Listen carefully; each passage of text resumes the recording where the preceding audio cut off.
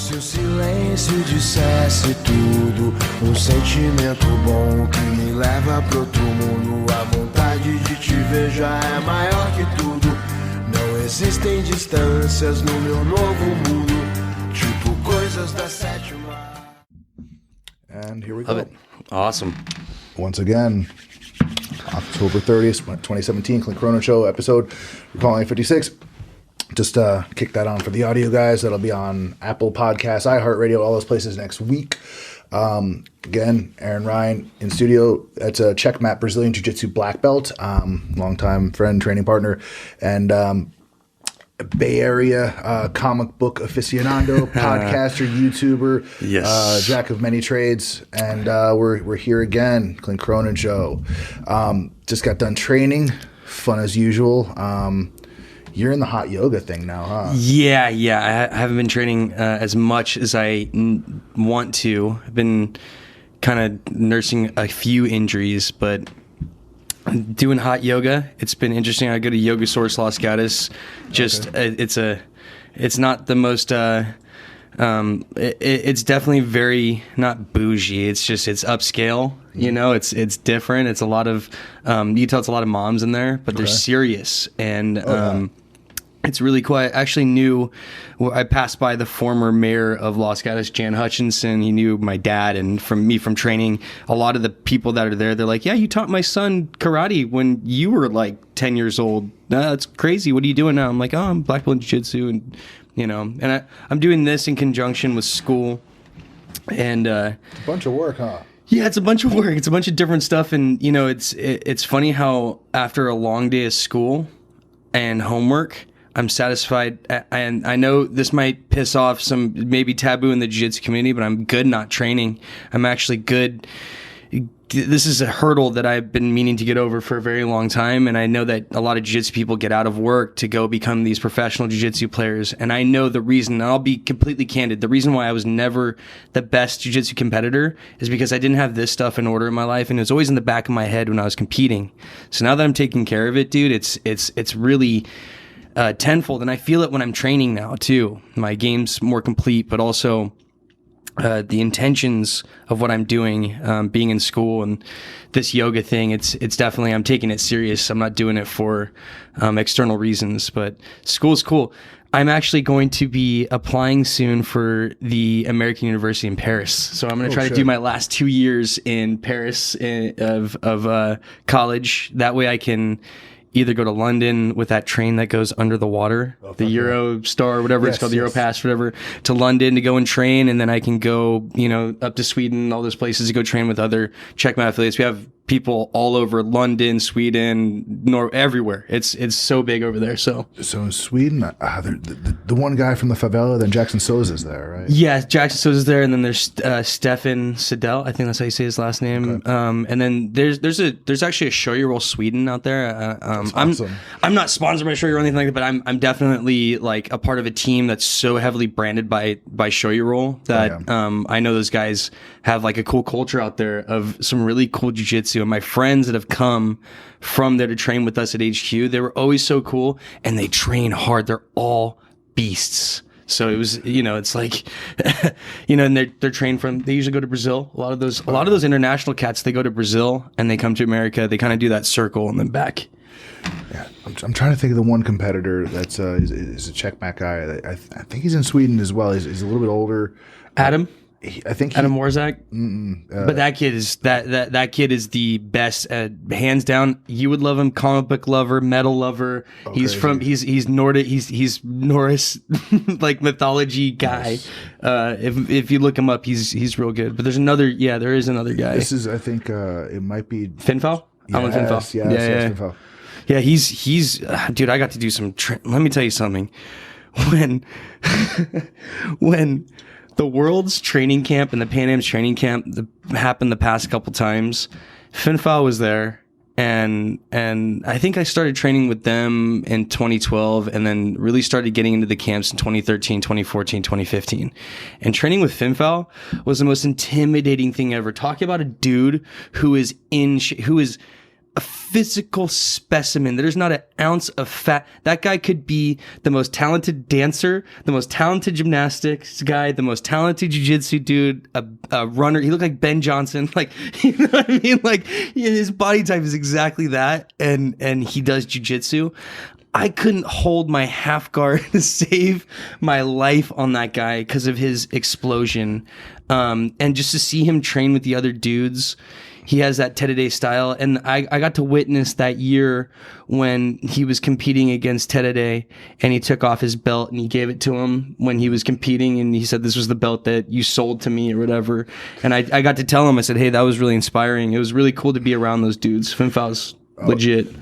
That's like a super passionate, super, motivated guy. Like his story is crazy. Like sort of, people don't, know about him. He basically came from the favela, right? Mm-hmm. And, he's a very, hard upbringing, and, being where he is now and, accomplishing what he has in jiu-jitsu and everything. I mean, like, the guy owes his life to jiu-jitsu, and like, and how, gracious and, supportive, and, how much of a family the, Leo and the other brothers I was like, about showed to to him. I was about to say that. And that's actually Checkmat. That's like pre-Braza. That's back in the day. That's way back. That's like TT. That's like Alliance pre Carlos Valente starting TT with Terede, and that was Eduardo Telles was originally a part of the original that, and then and then Andre Galval was under them, and then he joined Braza, and that's when Leo made that Braza team, and then Comprido. I mean, there's so much that goes into that, but what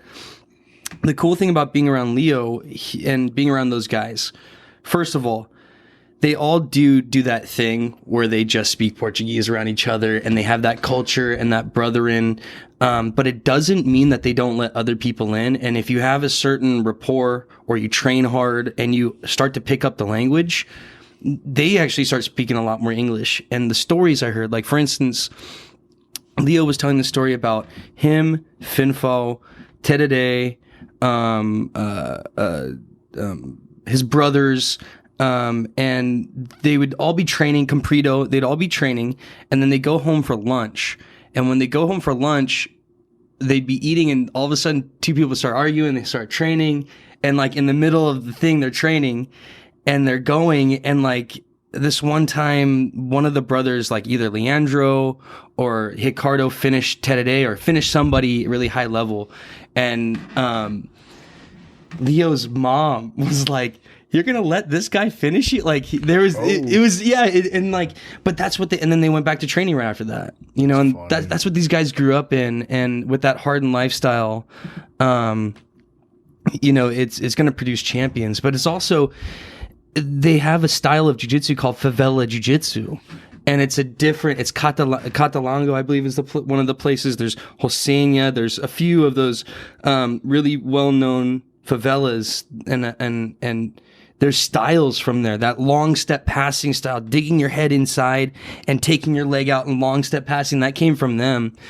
But the crazy thing is, like, I asked Leo, I was like, who's your favorite grappler of all time? Like, if you had to give, the new guys, the old guys, his answer is always the same. It's Royler Gracie.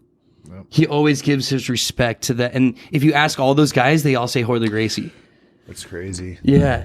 I mean, Royler was that was basically the Eddie Bravo year. It was basically Royler winds up losing an upset match to Eddie, and then Leo beats him. Leo really wanted to face Royler that year, because I don't know if you've seen the video of Royler beating Leo in the gi. Leo's in a blue gi, and he pulled guard. And I remember he told me, he's like, the strategy was not to pull guard. I was supposed to take him down, and then they said combate, and I just pulled guard. I was so nervous. I was facing Royler Gracie. I was like, I would be too, man. But it's a interesting perspective, because a lot of people don't give respect to the Gracies.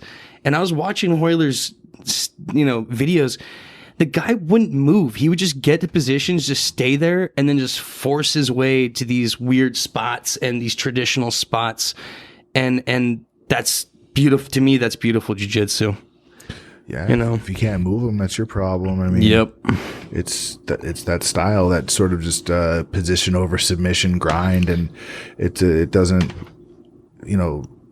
play well with, or it stylistically it can make for some kind of confusing or some weird. It's a weird matchup. Like if you look at the Gracies back then though, they had a pretty straightforward style. It was very straightforward. But if you were to look at, say, Hodger, Hickson, and you watch how Crone moves, they actually have the advanced basics that are almost new school, nuanced.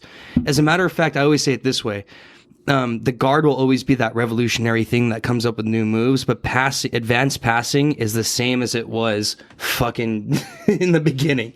Advanced passing is the stack pass and just cool ways of getting under that stack pass and getting to the other side.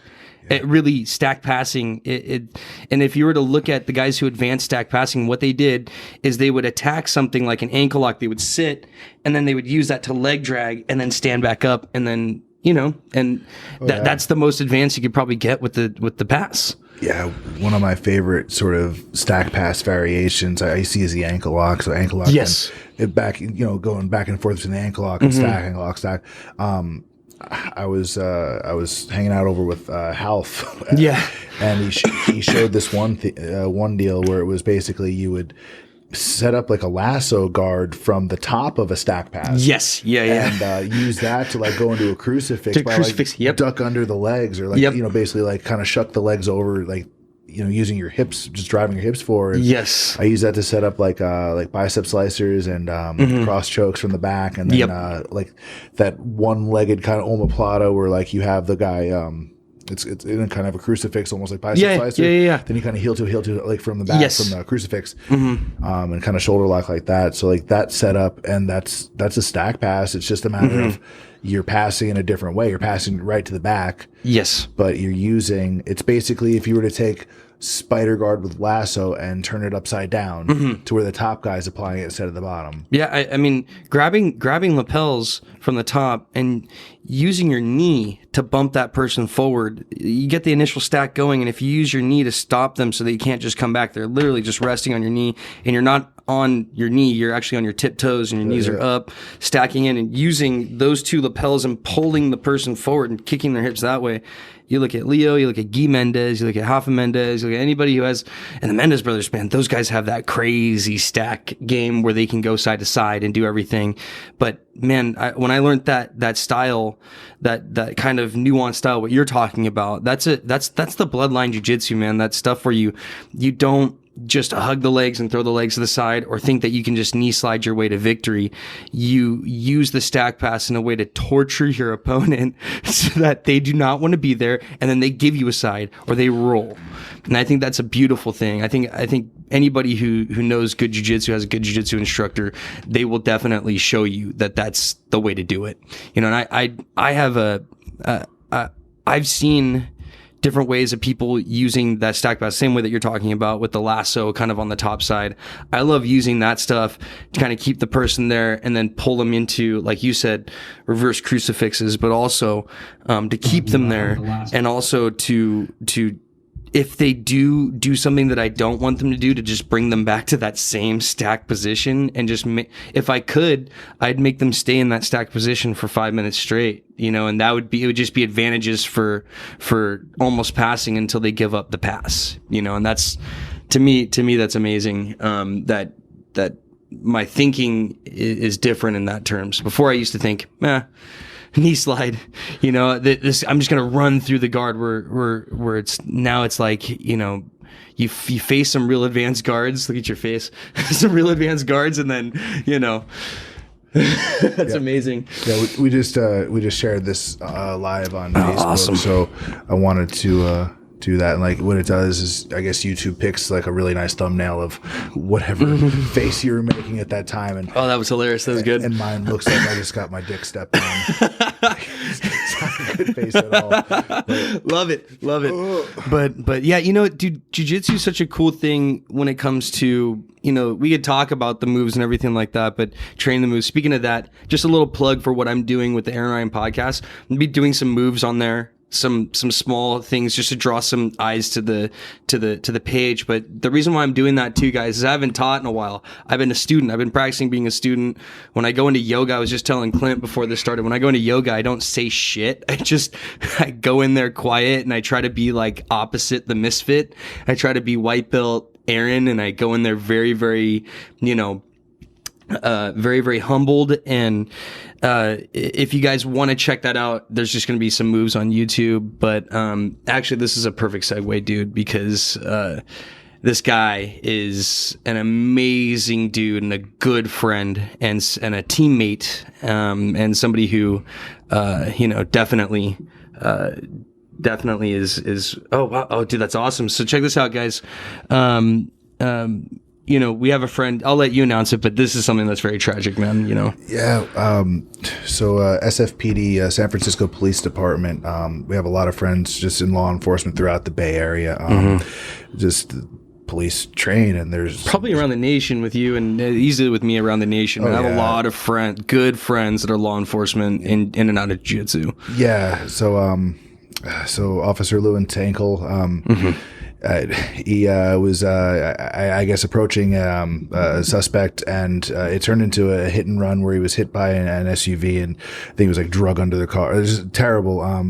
Right now he's in critical condition in San Francisco. This is a partner of a friend of mine who's been a big help to the podcast to me. My buddy Dave he's a really good friend. Of his, as well as Tess. So Tess Casey or Tess Kovic, she's a jiu-jitsu black belt, one of the best in the Bay, really. Yeah. So it's a good friend of hers as well. So they're going to be having a benefit seminar on November 12th, which is a Sunday from 1 to 3 at Evolve Training Center in San Francisco. I will be there. There's going to be a number of great instructors there. The best one's the last dude right there. Yeah. So we're all going to be showing a couple moves. I'm going to be one of the instructors on hand. I want to contribute in any way I can, so I'll donate as well. But I'll be. She's have Lana. I mean, dude, Lana's a legend. Stefan, who is a teammate and Stefan Goin is a dude who has been a long time Brazilian Jiu-Jitsu, but martial artist in terms of he trains multiple things and trained before he did Jiu-Jitsu. But what he does up there at Bay is amazing. It's such a great school, and in the heart of San Francisco, and the feeling of it. And our friend, and this is so sad, because talk about it happening to somebody who is the nicest. I mean, first of all, there's a lot of people out there who talk shit about police officers, and I don't, maybe it's the alcohol talk, and I get a little pissed off when people talk about police officers like they're this and that. They have the fucking hardest job in the world. As you can tell, this guy was just trying to apprehend a suspect and got drug under a vehicle. This is something that's happening to somebody too, as well, who you would want to be every single cop in the United States. Somebody who's trained in the martial arts, someone who's compassionate. He's a smiling individual. He's always understanding. And from what I understand, when he's working, he is so compassionate to the people he's working with. And talk about somebody you would not want this to happen to. And, if you guys really, really could, it'd be awesome if you showed some support. I'll be there. And, there's a lot of people too who are like, oh, can I be friends with people and just get into, seminars and stuff like that? Even if it's a benefit seminar, I usually double myself, guys. I don't make a lot of money, but I usually double the donation of what they ask at benefit seminars for things like this, just because it's just, this is something that's close to the heart. And if it was happening to me, I would hope somebody would do the same. But, further, it's like, I go to regular seminars with just people who are black belts, whatever. I just pay. Even if it's a Checkmat black belt, I'll pay, just because of the fact that I know what it's like to be that instructor trying to grind and things like that. But it's for the greater good. There's other people who are being taken care of. So for this, it's not something where I'm paying extra for that other person and trying to be good for them. This is something where it's going towards somebody who really needs it, guys. And $25 isn't a lot to ask for. Yeah, so guys, it's at the Evolve Training Center, and it's on Sunday, November 12th, 2017, from 1 to 3. The base donation for the seminar, and it's going to be well worth it. It's $25. It's not just about just a seminar to be a seminar. This is it's for a good cause. The medical bills are up there already. The community and the jiu-jitsu community and the local communities come out and really contributed. But let's show what that jiu-jitsu lifestyle spirit's all about. Exactly. So, that family. It's Stefan Goin, Jay Gennaro, Lana Stefanik, Bryant. I have the worst pronunciation. I know.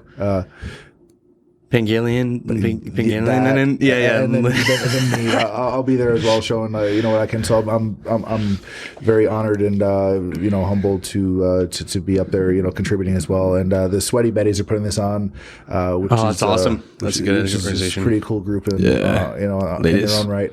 So it's for It's based on donations, so it's $25. You can obviously donate more, whatever you can sort of do. It's a Sunday.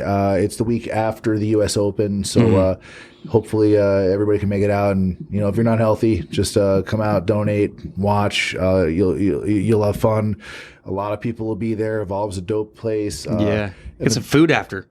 Exactly. I mean, San Francisco. So Sunday, how many people just go to SF on Sundays just to go anyway? So it's a really good opportunity to give back to somebody that dedicates their life to making our community and our scene and our cities better.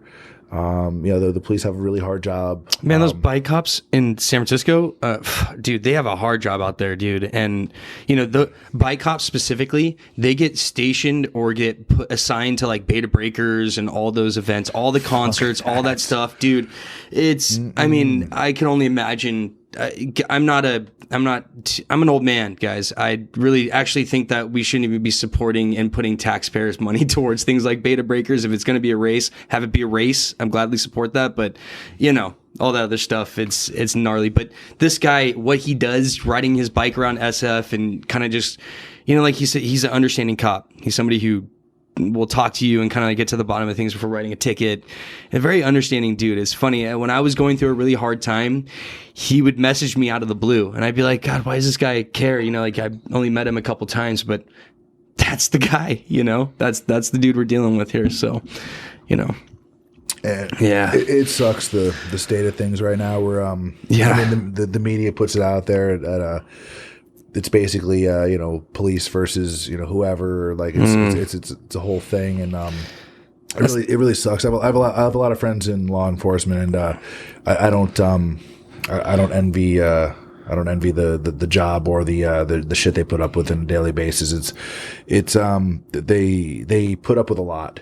And to be fair, there aren't some great cops out there, but to be fair to them, there's not all that great training going into them right now. I mean, the recruiting and the type of recruiting that they're doing, and I think some of the training that they need to do would solve some of that. Now, people who want to bring extreme cases up, like Sweden or some Japan type case or something like that, it's very different than the climate that we have here in the U.S. It's not the same. They don't have our population. Nope, they don't have They don't have the melting pot that we have, dude. No. And that's the tough thing that everybody else needs to realize, that we are lucky for the melting pot that we have, but it's also something that needs to be heavily monitored. That's the price we paid for becoming that melting pot country. Yeah, it's you have these big socioeconomic disparities, big gaps, right? Yes. And then you have a free market system which is right out there to set to exploit it. I mean, it's you basically have a system where it's basically if I am not directly helping myself, I'm directly hurting myself. So fuck everybody. Like, that's what capitalism is. Not pure capitalism, but the way we've done it here, like what we've done in this country, that's what it is essentially. Like, dude, half the people that are posting back on Facebook arguing with you still have to go and tuck the kids in at night, still have to pay the mortgage, still have to do the same thing, still have to collect their taxes, to think about those same things. They're still thinking about the end all of taxes being taken out and stuff like that. Everybody's compassionate, but to a point, man. I think America goes out to everyone's little white picket fence, and then from there on is actually truly a free-for-all.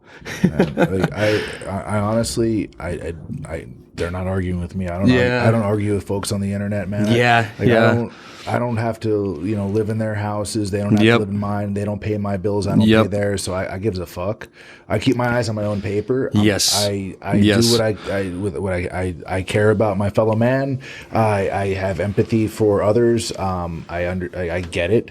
And I think paying taxes is just enough for your fellow man, but dude, I think we are fucking taxes. We are. I think the type of dudes who maybe if you saw two people who were in a car crash on the side of the road and no one was stopping, you'd stop and be like, start getting stuff out, start look. There are compassionate people that are out there, guys, but not everybody is. Not everybody has to save everybody that's out there, and we're having a tough enough time saving ourselves. I feel like. Right now, when I'm going through this like yoga and the school thing, I'm really learning how to truly take care of myself in ways that I didn't before. And what that caused me to do was push more people out of my life, isolate a little bit more, and take care of myself a little bit more, and not spend as much and not do things like I usually do. And that's a good thing. That's what you're supposed to do. Yeah, I've been trying to sort of, just cut back in general and be kind of as close to a minimalist as I can be. Yeah, that's tough. Just trying to be efficient, but yeah.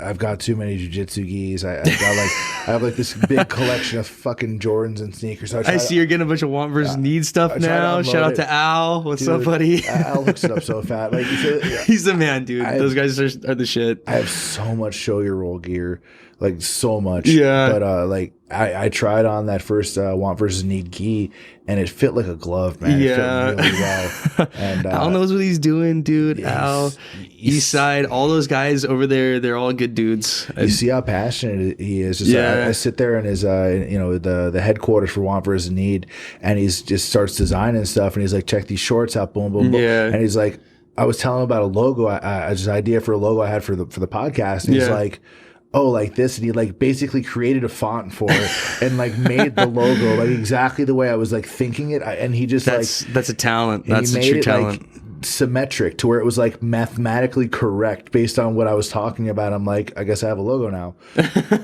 Cool. So that's gonna go on stuff. Yeah, like, that's going up. Yeah, I need because I need to do new gi patches anyway. Oh, that's awesome. Like, t-shirts and stuff because like I like to be able to like. Here you go. Thanks for coming on the show. Here's a shirt. And people at the gym like keep asking. They're like, when are more patches available? Yeah, they're shirts, patches, all that stuff. As a coach, that's like I feel like that's like one of the most necessary things. You have to come up with some sick apparel.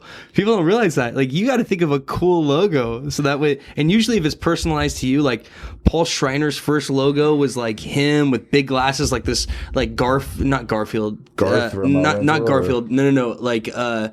Charlie Brown drawn version of Paul Schreiner holding a little Chihuahua dog with a black belt on. Like I was like, yeah, and people that like sold out. That was great. See, yeah, that looks beautiful, man. It's a C, but it's an S in the middle for the show part. I love it. Or when we do jiu-jitsu stuff, it's sessions. That's just sessions. Yeah. Right, and then like you did it without, and then without. So I love it, dude. Boom, like that can just go anywhere. That's sharp.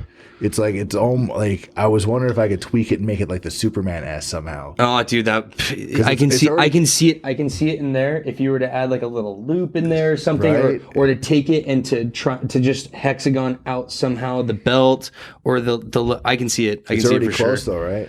Oh, it's very close because I can see the S in there. I look for S's everywhere because of the last name thing, guys. But hey, shout out to Al, dude. See, this is the sort of shit that Al does. Al helped me out when I first was trying to become a fighter, and he was representing Nate James and a few of the guys who were coming out of AKA.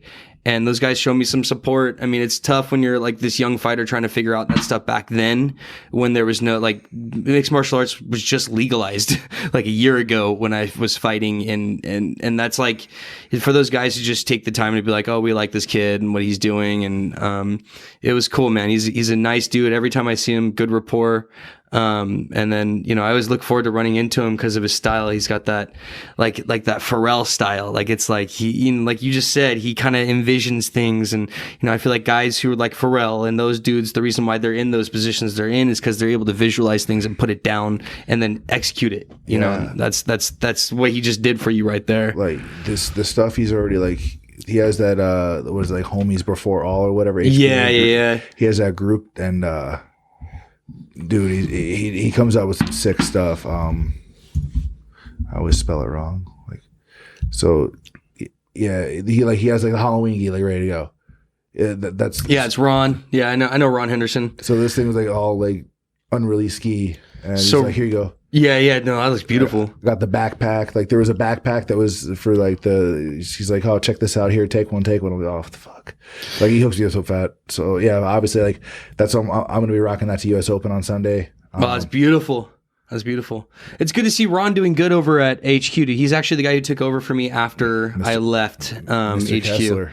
So, not Kessler. I'm talking about Ron Henderson, the guy you just showed the first picture. Oh, I thought you meant AKA. No. He took over there. Yeah, he took over there, but not for me. He took over for Leandro because they dropped the affiliation for Checkmat over at AKA.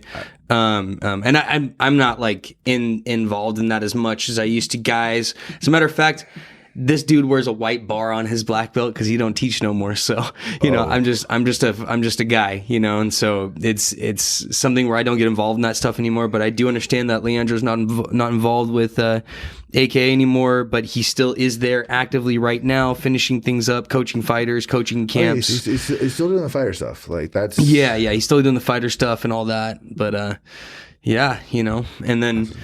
There's some cool things. I've been talking to, it's funny being back. I've had some times of kind of being isolated, and there's been some times where I get random texts.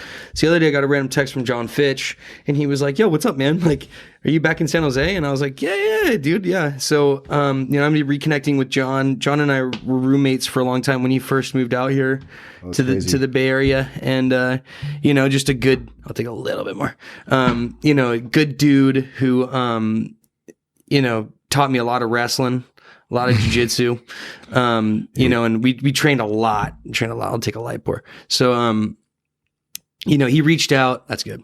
And, he it's going to be cool because we're going to be able to train some jiu-jitsu together, but, hopefully that'll lead to me getting back into doing a little bit of striking and moving around and stuff like that and being around those guys because I miss the martial arts, aspect. And, it's weird how when you're going through new things, you feel kind of lost. And I feel like that was kind of like, this dude reaching out. So that way it'll be something that I can get back to. But, Mike Prudencio is somebody who, man, he used to thrash me so bad, dude, in our backyard, and you make me question whether I want to stick with jiu-jitsu and all that.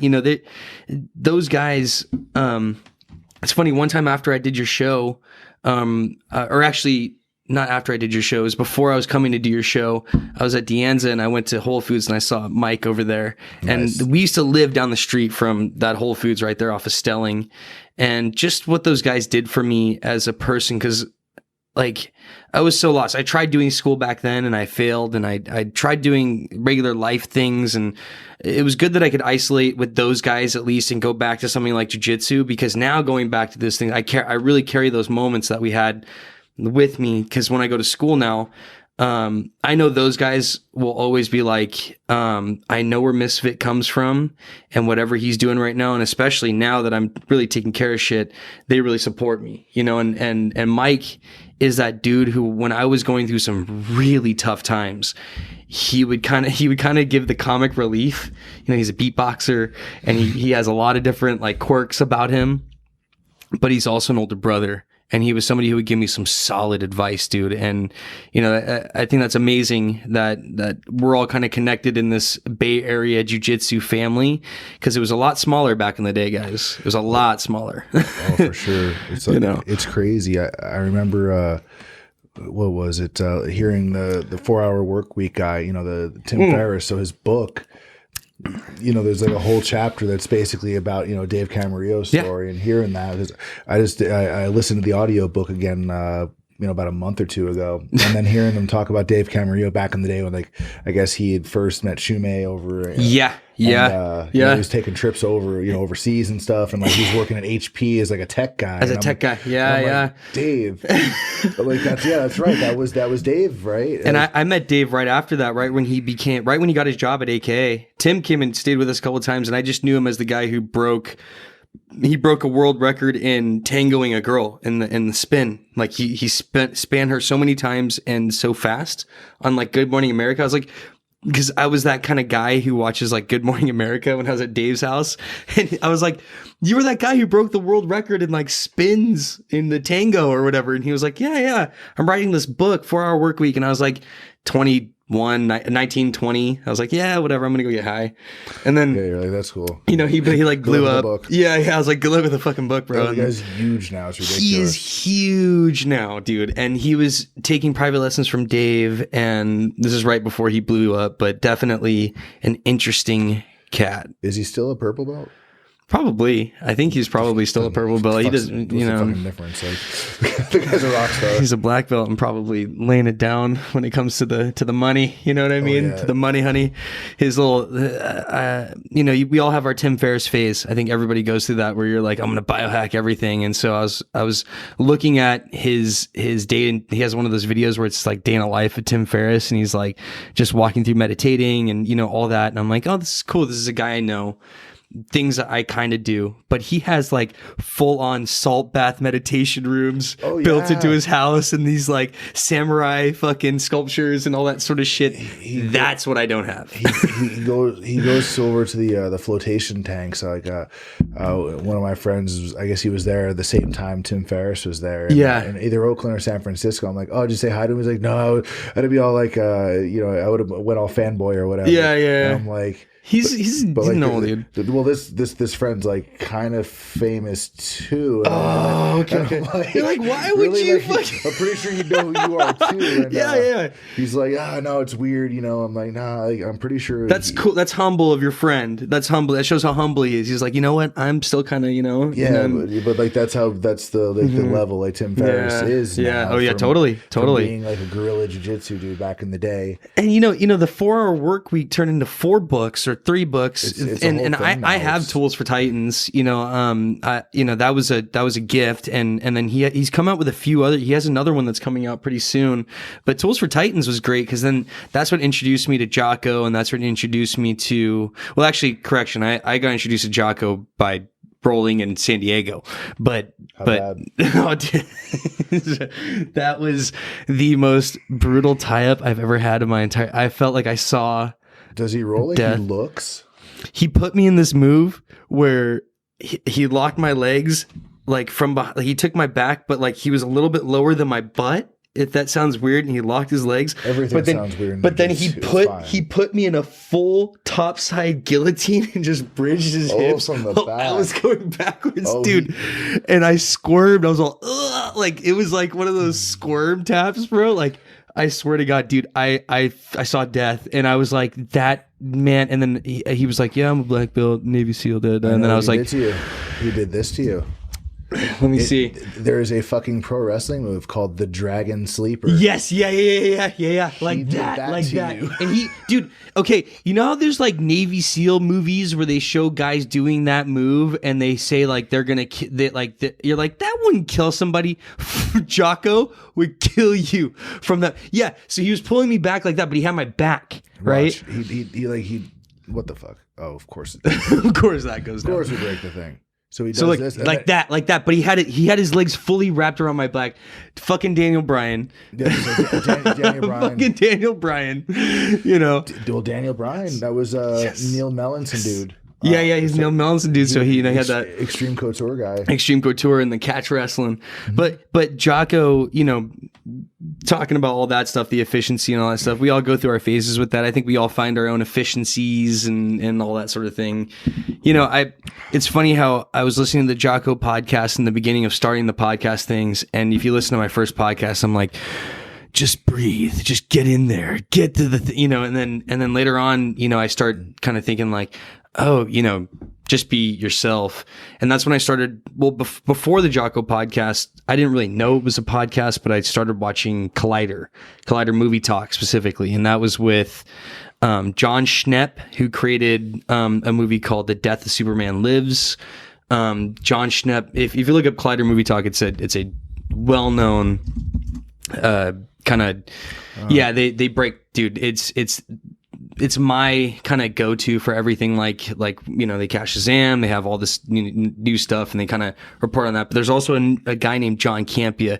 John Campea started all this, and then he left to start his own kind of YouTube thing. And these are the guys I kind of go to for everything. And they are kind of the premier. They have kind of a good group of people around them. There's a dude named John Schnepp who's involved with them, who created a documentary called The Death of Superman Lives, which is about the failed Nicolas Cage Superman.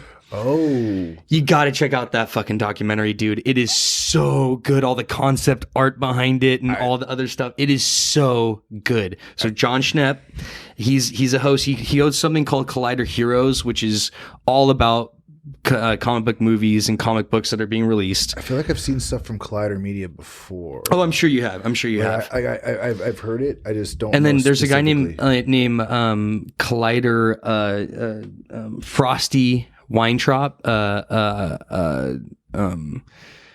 I keep forgetting his name, but he's a guy who reports on a lot of stuff from there. So I started watching them. And then John Campea has his own podcast, and that was pretty nice.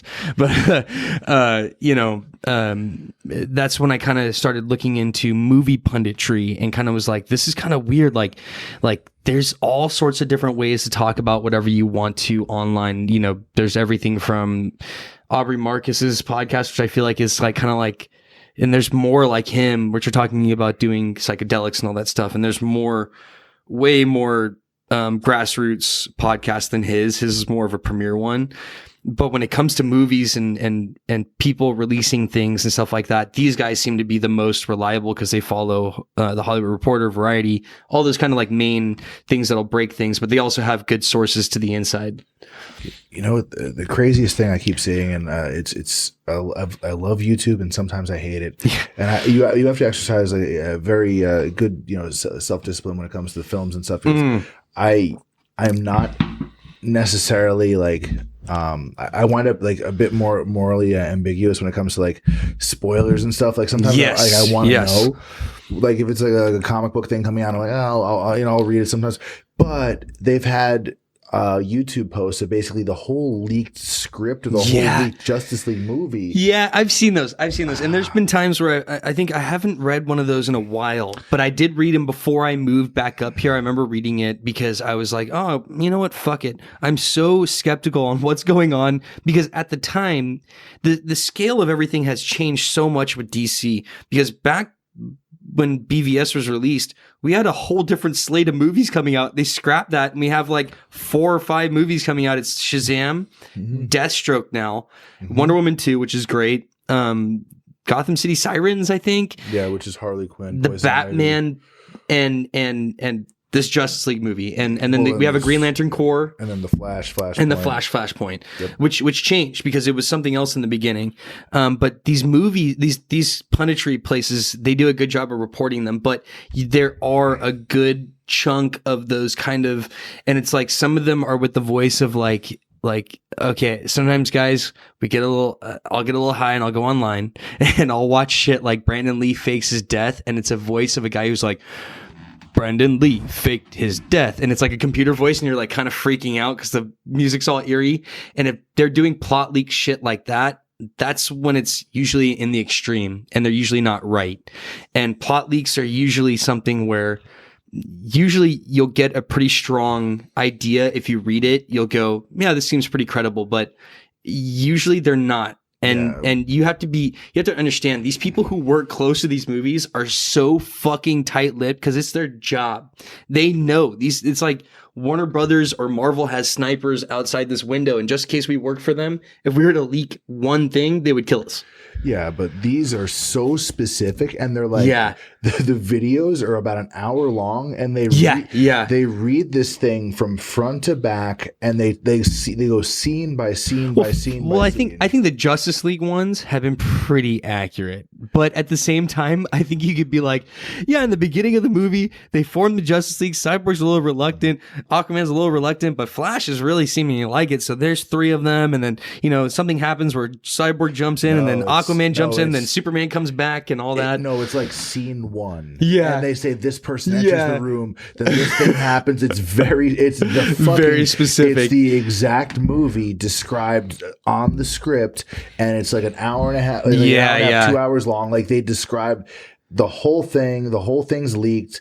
But it was whenever I saw these, it was the version that before they brought on the dude from Avengers. Those aren't cool. I feel like those are This is a full fucking script leak. And that's a full script leak. But also, it's also kind of the same thing as free movie websites. But you know what? I use them. I'll have to say I use them. The difference is like that movie is not even going to be out for another 3 weeks. Yeah, it's not. But this shit was up 6 months ago. Yep. No. They've had leaks going on since Zack Snyder took over, and Josh chopped them. So okay, guys, let's just get to fucking Justice League because it's like we're gonna talk about fucking Justice League. Let's call it Justice League from now on. Because we know that dude took a 3-hour movie that Zach had, and we know from Zach's fucking track record that even though he made it probably a little funnier, there was going to be some times you were sitting through that 3-hour movie going, okay, what the fuck is the next act? Because that's what happened in BVS, even for me, who loves the fucking movie. I was not looking forward to Justice League previously before they brought on Joss Whedon, because I was already ready to make fucking DC extended universe fucking excuses, and they don't call it that anymore. They never did call that, and as a matter of fact, they're calling it the DCFU, the DC Film Universe. But to each his own. I think I'm going to call it the DC Universe, just the DC. Yeah, they really call it the DCFU. Yeah, they're calling it DC Film Universe right now. They don't know that they use that for other stuff. Yeah. So anyway, they do. They use that for other stuff. But so check this out.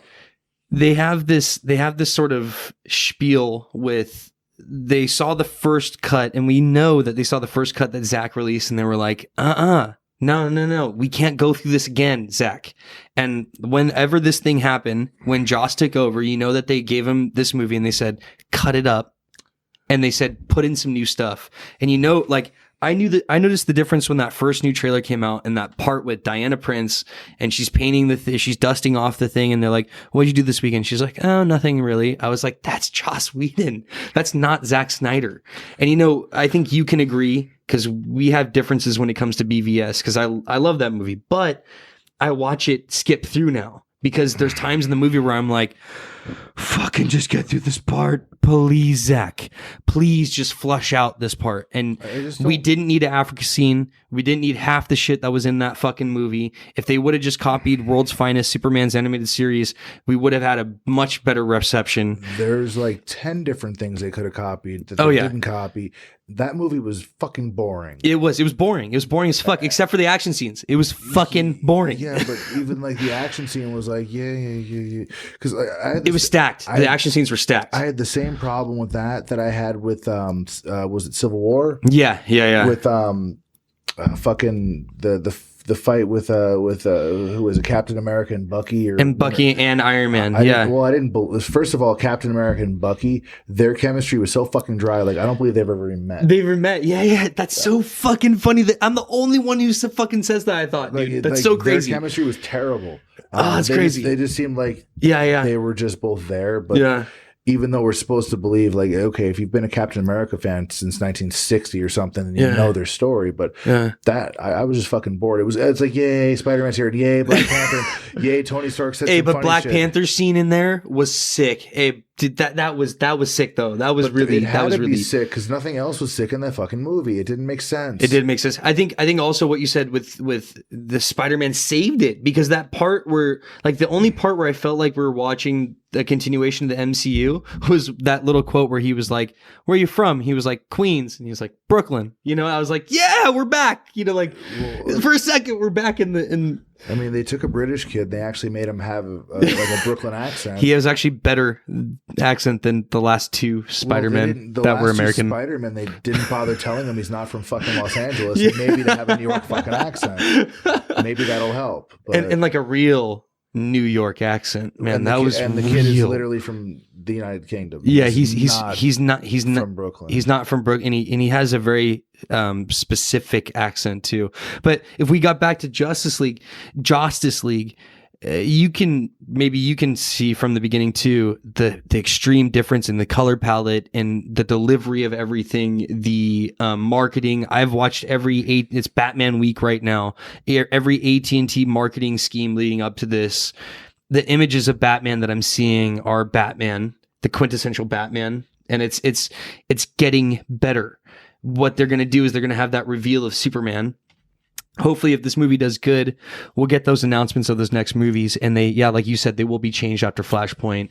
And what I do hope they do, play on words, hope, is that they really give us, okay. Actually, guys, check this out. I did a reaction on my movie channel today to Justice League, to just reporting on Justice League, starting off everything. It's the Aaron Ryan movie vlog. I just changed everything to be under Aaron Ryan, so it's easy, guys. I listened to the soundtrack, and at first, the first two movies, Man of Steel and BVS, were done by the great, illustrious Hans Zimmer, who did the score from the Dark Knight trilogy and all sorts of other comic book movies.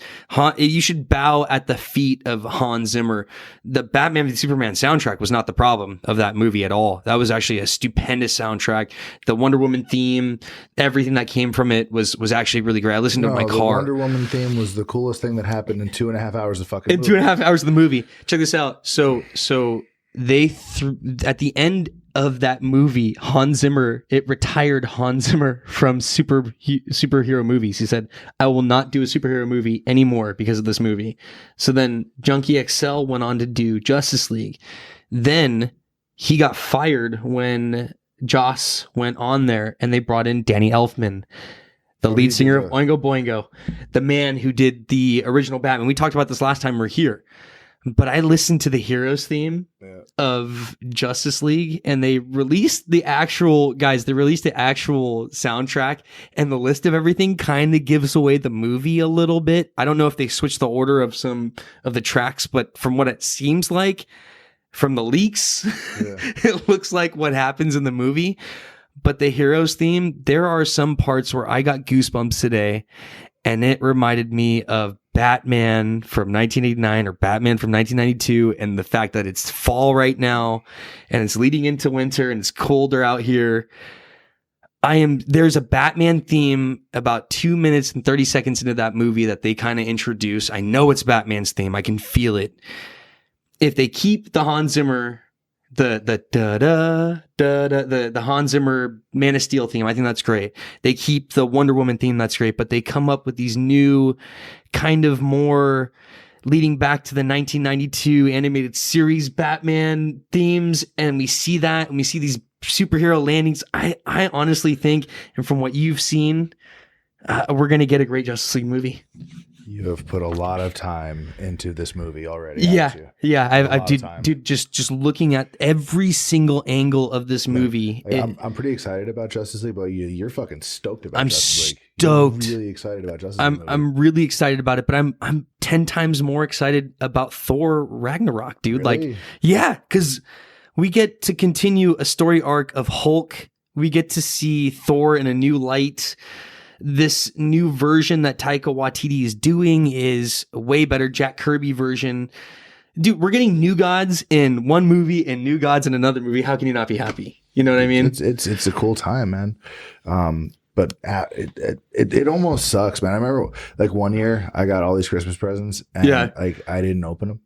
So like I decided I was gonna do Christmas, but I decided that I had all these gifts like sitting like over like by my fireplace for like a long time, like probably like the better part of a year. And like one day, one of my friends was like, why don't you just open those? I'm like, because then they're not there anymore. They're not there anymore. Yeah. So like after these two movies, like what the fuck's next? See, and that's the thing.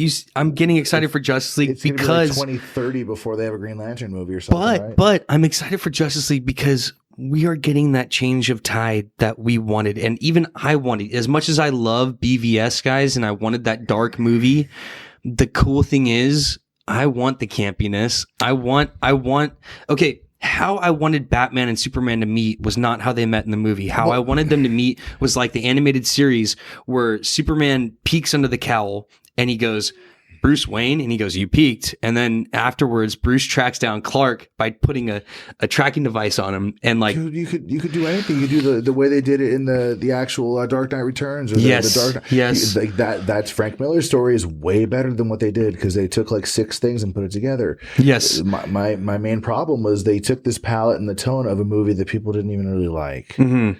The Watchmen comic books are classic. The graphic novel, I've got it. It's beautiful. You could definitely fit BVS in that universe, like with the tone and the city. But the Watchmen movie, people in terms of being accurate to the comic, and like people didn't like it.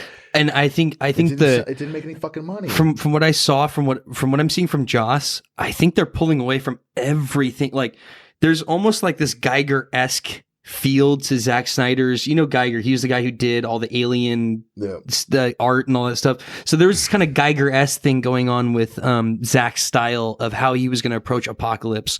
From what I'm seeing from Joss, it's brighter and it's different. He changed a lot of shit. Like for instance, there's a part where Aquaman's going, oh yeah, like that. And he's looking up in the sky. And in the background, in the beginning, they were in a warehouse very similar to the warehouse scene. And now it's like some red background with like weird shit. And like they're in some mountainous area or something like that. We'll think about it this way. If you look at the Snyderverse, like the way the Batman vs. Superman and they did the Man of Steel movie, how it's like very dark and gritty, right? Yeah. All right. Then you have Apocalypse. Yes. So what's the fucking difference? Is rent cheaper? Because it's fucking depressing. It's depressing. We live in fucking Newark, New Jersey. Yeah, we're in New York, and then it's like Apocalypse comes, and it's like, hey, it's actually kind of brighter. It's kind of red, but it's brighter. It's kind of nice out. We got rent control over here. What the fuck? Like, how is it different? I think they will cure that with however they make this return. I had this weird suspicion that maybe before Joss joined, they were forcing Zack to make Flash do a change, like he was gonna change time or something in the movie, and he was gonna do something to change the universe. So that way, like if Superman returned and he was like, well, "What am I gonna do about Clark Kent?" And then all of a sudden someone walks up and goes, "Hey, Clark, what's up?" And he's like, the Flash is like, well, I guess you got that back, or like something like that. I don't know if they have that going on as of now, but I definitely know that they have something up their sleeve with Flashpoint. I do not think that they have something going on with Flash in this movie. I think that the universe is kind of gradually going to change on its own. How would you rather have them do it in Justice League? Would you rather have them snap their fingers and be like, oh yeah, we have a new universe, or just gradually just freaking put the shit in? Well, all they have to do is the Flashpoint movie and call it a day. Yeah, Flashpoint movie, call it a day. And they come back and they're like, look, Superman isn't upset about being Superman anymore. Yep. I don't get it. And then there's a comic book where he's walking out and he's back from being dead, and it's like A New Hope arises, or like there's a newspaper flying by and it's like A New Hope, and he's happy. They could definitely do that shit. They can tie it into the movie somehow. Super Paxil or some fucking Super Zoloft or whatever. Yeah, they can do whatever the fuck they need to do. I don't get it. You're 6'3". You're like the most handsome guy fucking around. You got a 6-pack. You're ripped. You got the girl you want. Dude, Henry Cavill, first of all, being cast, like there's not one woman I talk to who goes, yeah, the Superman movie was kind of boring, but let me tell you about that Henry Cavill guy. Like, he's probably ranked as like one of the top 10 best looking men in the world. Like, he's a perfect cast for Superman. He's got white privilege. He has the powers of a god. But he comes out. He's like, I don't know. I don't like. I don't know. He's supposed to be the beacon of hope. He is the avatar of hope. But he's fucking 6'3", white, good looking, rich, has white privilege, and he. Oh, by the way, he's also a god. He's also a god. Yeah. Fucking fly, and he can just take a bullet right to in the fucking dick and he's good. Yeah. However, he's like, I don't know. I don't know if I can like this. Yeah, I think I need to talk to somebody. Fuck you, man. That's not hope. Flush out that first movie. And what they do to make it up is they bring in a Metropolis-y movie, because what we missed in Man of Steel wasn't we actually didn't get a bit of young Clark. We got some of young Clark. We got the greatest American hero happening in one movie. We basically got a guy becoming Superman for the first fucking day. That kept Superman. Yeah. And then he gets forced to fight equal him plus 3. And then, who was whatever. actually like not that big of a villain. Not that big of a villain who was actually really trained in all this stuff, but still, you listen to his story and you're like, he's got a point. Yeah, he's got a point. Sounds like this guy got a raw deal, and he didn't even get a trial. He didn't even get a trial or nothing. And then what happened? They made him. They put him in captivity for how long? And the Phantom Zone doesn't see the way the way they did it in the first Superman movie was great, by Marlon Brando sentencing them to the Phantom Zone, because that made it and it also made it very viral to why Zod wanted to go after Superman in revenge of what Jor-El did to him. It was he killed Jor-El. It's like he killed his buddy. Like, why? That whole thing. But anyways, going back to Justice League, I don't think we're going to see from here on out any of that. First of all, I don't think Zack Snyder's coming back at all. I don't think they're going to invite him back for anything. If anything, it'll be some. Oh, man, he's got to go home after that shit.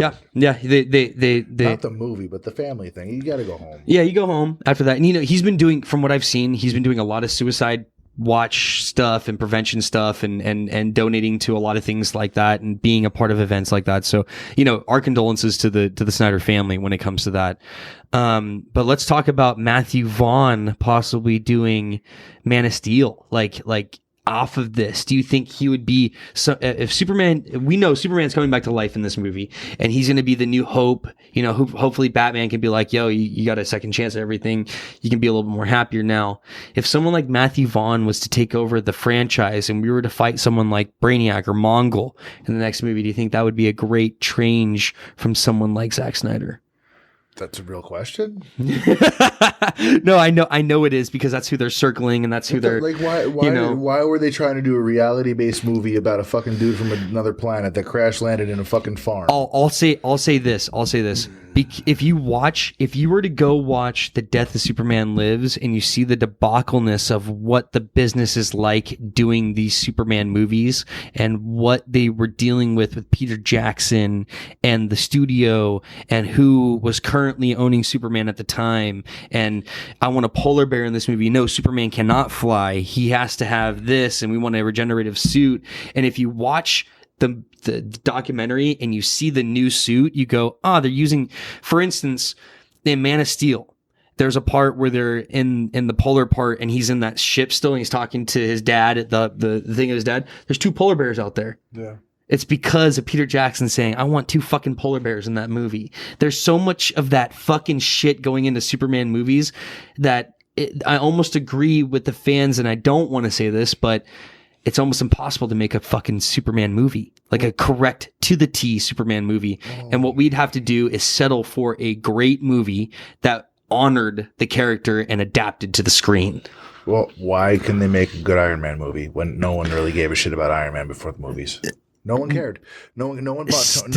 Kevin Feige, stellar casting, and a great movie written. Nobody gave a shit about Iron Man. Nope. Nobody. You know what? And nobody gives a shit about him in comic books now. Nobody gives a shit about Hulk or any of those. Like when I go to the comic book store, I don't look at the new Hulk comics there. I look back to the old. I always look back to the old Spider-Man, the black suit Spider-Man things and all that stuff. But I'm constantly looking up new DC, new Darth Vader. Darth Vader saga is the shit, dude. I get so fucking baked and read that shit, and I'm in another galaxy far, far away. It's so awesome. That's actually a really good book. It sells really well too. That's like always on like top 10 for Diamond, like the Star Wars and Darth Vader one.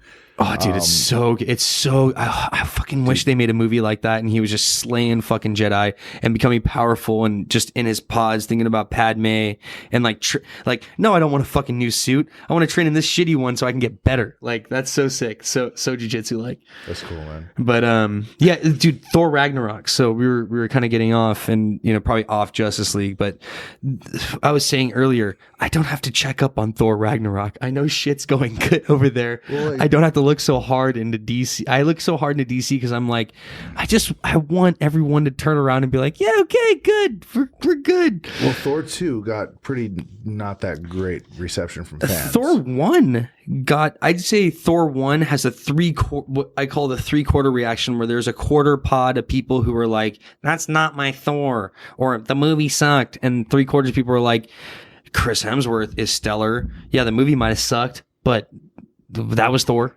I don't think the Asgard and all that stuff, all the Asgardian people, that was all accurate, and it worked, but the movie wasn't stupendous by any means. Well, Loki saved both movies. Yes, he did. He definitely. Tom Hiddleston, who was originally casted for Thor in the beginning. He tried out for it. And then they're like, like you can't get the weight, bro. We have this guy, here, and he's already Thor. He's kind of Australian. Checked his birth certificate. He has a brother named Liam. It's just, yeah, we're gonna go with him. But you know what? I'm glad they did. And from what I'm hearing, this is a far departure from what we saw from Thor and Thor kind of Lord of the Rings, is what I call it. Thor kind of the Lord of the Rings, and then this new movie, which is being compared to a Saturday morning cartoon. Yeah, the thing that I've noticed with the last couple, and it goes back to the Guardians 2. Is that every scene. And if they go overboard with that in this Thor movie, I think a lot of people are worried about that. So I like laughing. I'm not opposed to joy. So if it's good, it's good. That's great. Like, great. But at the same time, if it's just overboard, like just joke city, that gets annoying. See, I know we're getting a good movie, and I knew we were getting a good movie with Guardians. I know we're getting a continuation of the Hulk, and we're having a 3-movie Hulk arc from here on out, and all these cool things, Jeff Goldblum, the Kirby universe. But as much as these people who are giving the benefit of the doubt, and these people who are reporting these reviews going, it's an awesome movie, it has a little bit of some humor, maybe too much humor, but awesome movie. It's like when you first see a movie and you're first seeing it and you're like that, but then you see it 2 weeks later and you're like, man, there's too much fucking humor in this movie, and all I want to see is Thor hit some people with his fists. That's it. And I am a little worried for that, but I'm not gonna give. I'm gonna give Marvel the benefit of the doubt because they always hit it out of the park. Well, there's been a couple of the Marvel movies where, and I like most of them, but Iron Man 3, for example, it was over, and I'm like, what the fuck? Oh, was dude! That? Oh my god! That was not the movie from the trailers. Well, that was not what they sold us. And then the trailer I just saw for Black Panther. First of all, I watched that like 6 times fucking over because that looks sick. But as far as this, Taika Waititi, I keep saying is Taika Waititi or Titty, or I don't know how to say his last name, the director of this movie, Thor, he has a part in this movie, and they actually recasted him for Avengers 3 and 4. So apparently his character in this movie is so great that they had to recast him on 3 and 4. Like, he's doing that good in the Thor universe. If I had to take the last movie over a little bit more funny, I'd go for a little more funny. Plus, okay, we didn't even get into the whole thing. The Hulk story arc that's starting in this, that's kind of a semi-planet Hulk. We're fighting Surtur. There's Hela destroying Thor's hammer. Are we gonna see Beta Ray Bill of some sort, or a throw to the Beta Ray Bill? Are we gonna see the new hammer axe? Or like, what's happening? You know what I mean? Like, what's going on in this movie? Oh, fucking easy, dude. No, if there was the new axe or if the Ultimate Hammer was gonna be there, or any of those things, you would have seen it already. Fucking Odin's gonna die, man. He's gonna get the Odin Force. He's gonna get the Odin Force. Because that's that glow of him and that part. Is the Odin Force. And Odin hasn't been able to use it because he's old. Odin can use it. But he just hasn't, because he didn't. When did he need to? Yeah. Like, when did he have to? And it's basically his brothers. The power of his brothers are basically like, when they died, all that power, God shit went into them, went into him.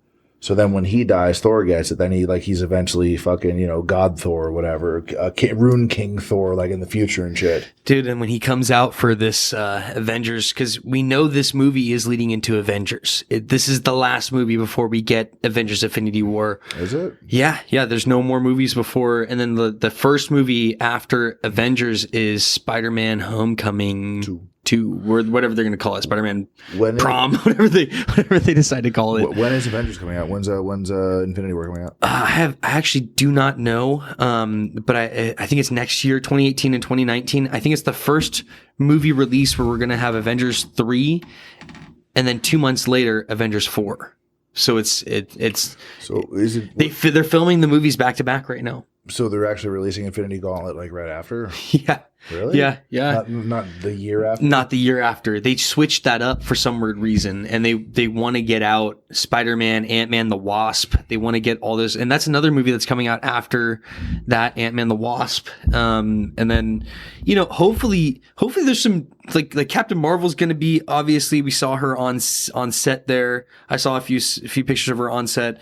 Hopefully, we get some like fucking Namor and some other shit. All of a sudden, just some people are popping up, and you're like, that's fucking Namor. They don't have to say it, but that's Namor right there. You know what I mean? Like some dude just pops out of the ocean and just like, and it's just there, and you're like, yeah, he's got some eyebrows and he's kind of Asian. Yeah, that's Namor. And is he Asian? I mean, mutant.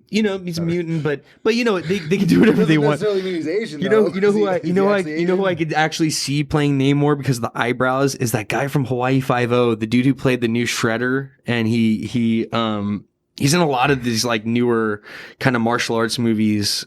But some guy like that who has that kind of like, maybe he was out in Japan, and like radiation or something, something happened where because guess what? We're pushing Inhumans out of the Marvel universe as of now because that shit just sucks. So I went and saw in the theater. No, you did. The first 2 episodes in the theater. What a piece of shit. It was so bad. I thought it was a prank. Yeah, I watched the first 5 minutes and turned it the fuck off and started watching Daredevil to stop hyperventilating, dude. Black Bolt, oh my god. Oh, the worst acting. It was like he's all get tired. It's like, dude, come on. Yeah. I thought it was an SNL parody of the fucking. I'm like, is the real thing happening now? So for all the people who say Marvel can't do shit wrong, there's Fantastic Four and the Inhumans so far that have just like, come on, guys. And y'all kill Wolverine for this. Y'all kill Wolverine for that. Yeah, it's like, come on. It was so bad. Yeah, it was so fucking horrible. Dude, it was playing while I was cleaning and I wasn't even paying attention. And I walked into the room like with this, like I was cleaning intensively. I was really fucking baked. And then my dog was like, what the fuck you doing? And I heard in the background something and then Marvel's Inhumans. And I came inside and I was so upset and I changed the channel. I put out something else like Friends to cheer myself up. You didn't watch the full 2 episodes? I didn't even watch the full 2 episodes. By the end dude. of it, so Theon Greyjoy from Game of Thrones, plays the Dick character from like the brother from the Inhumans that like wanted to that was used to date the whatever the fuck Medusa. Yeah. So the bad guy, the one that he like overthrows them and like he like kicks the royal family out.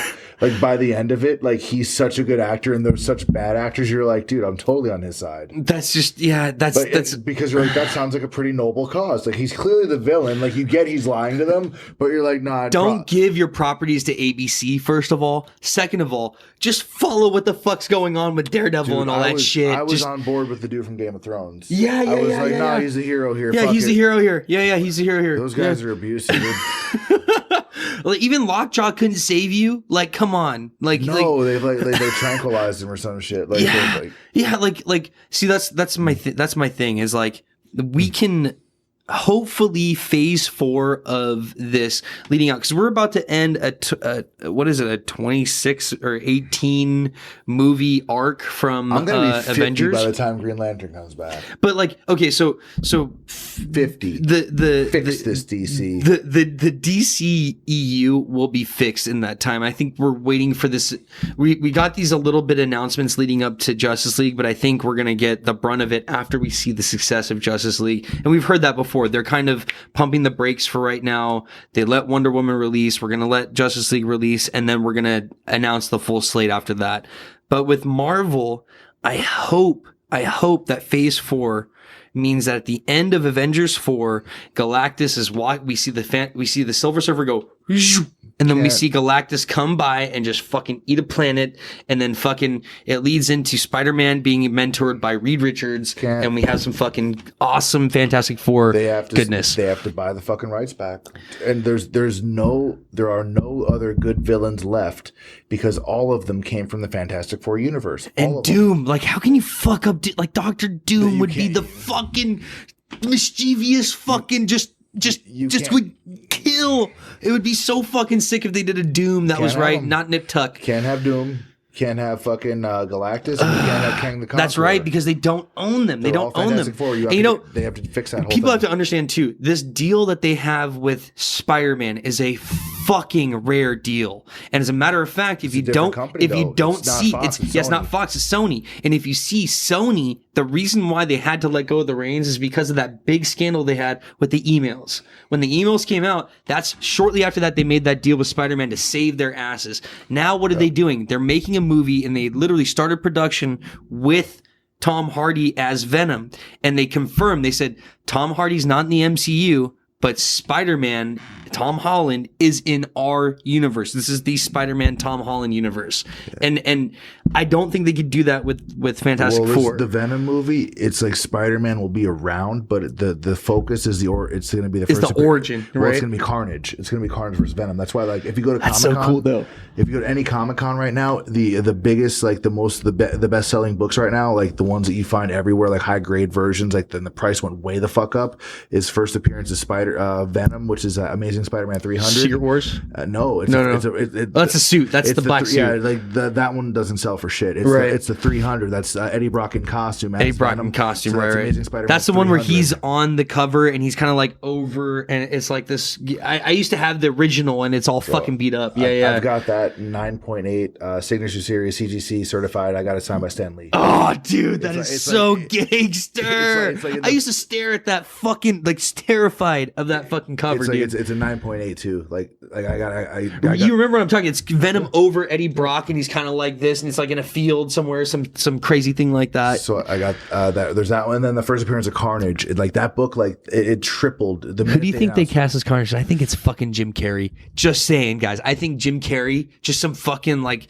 playing, like, let's bring Jim Carrey into this universe to play someone like Carnage. Can you believe that? Riz Ahmed.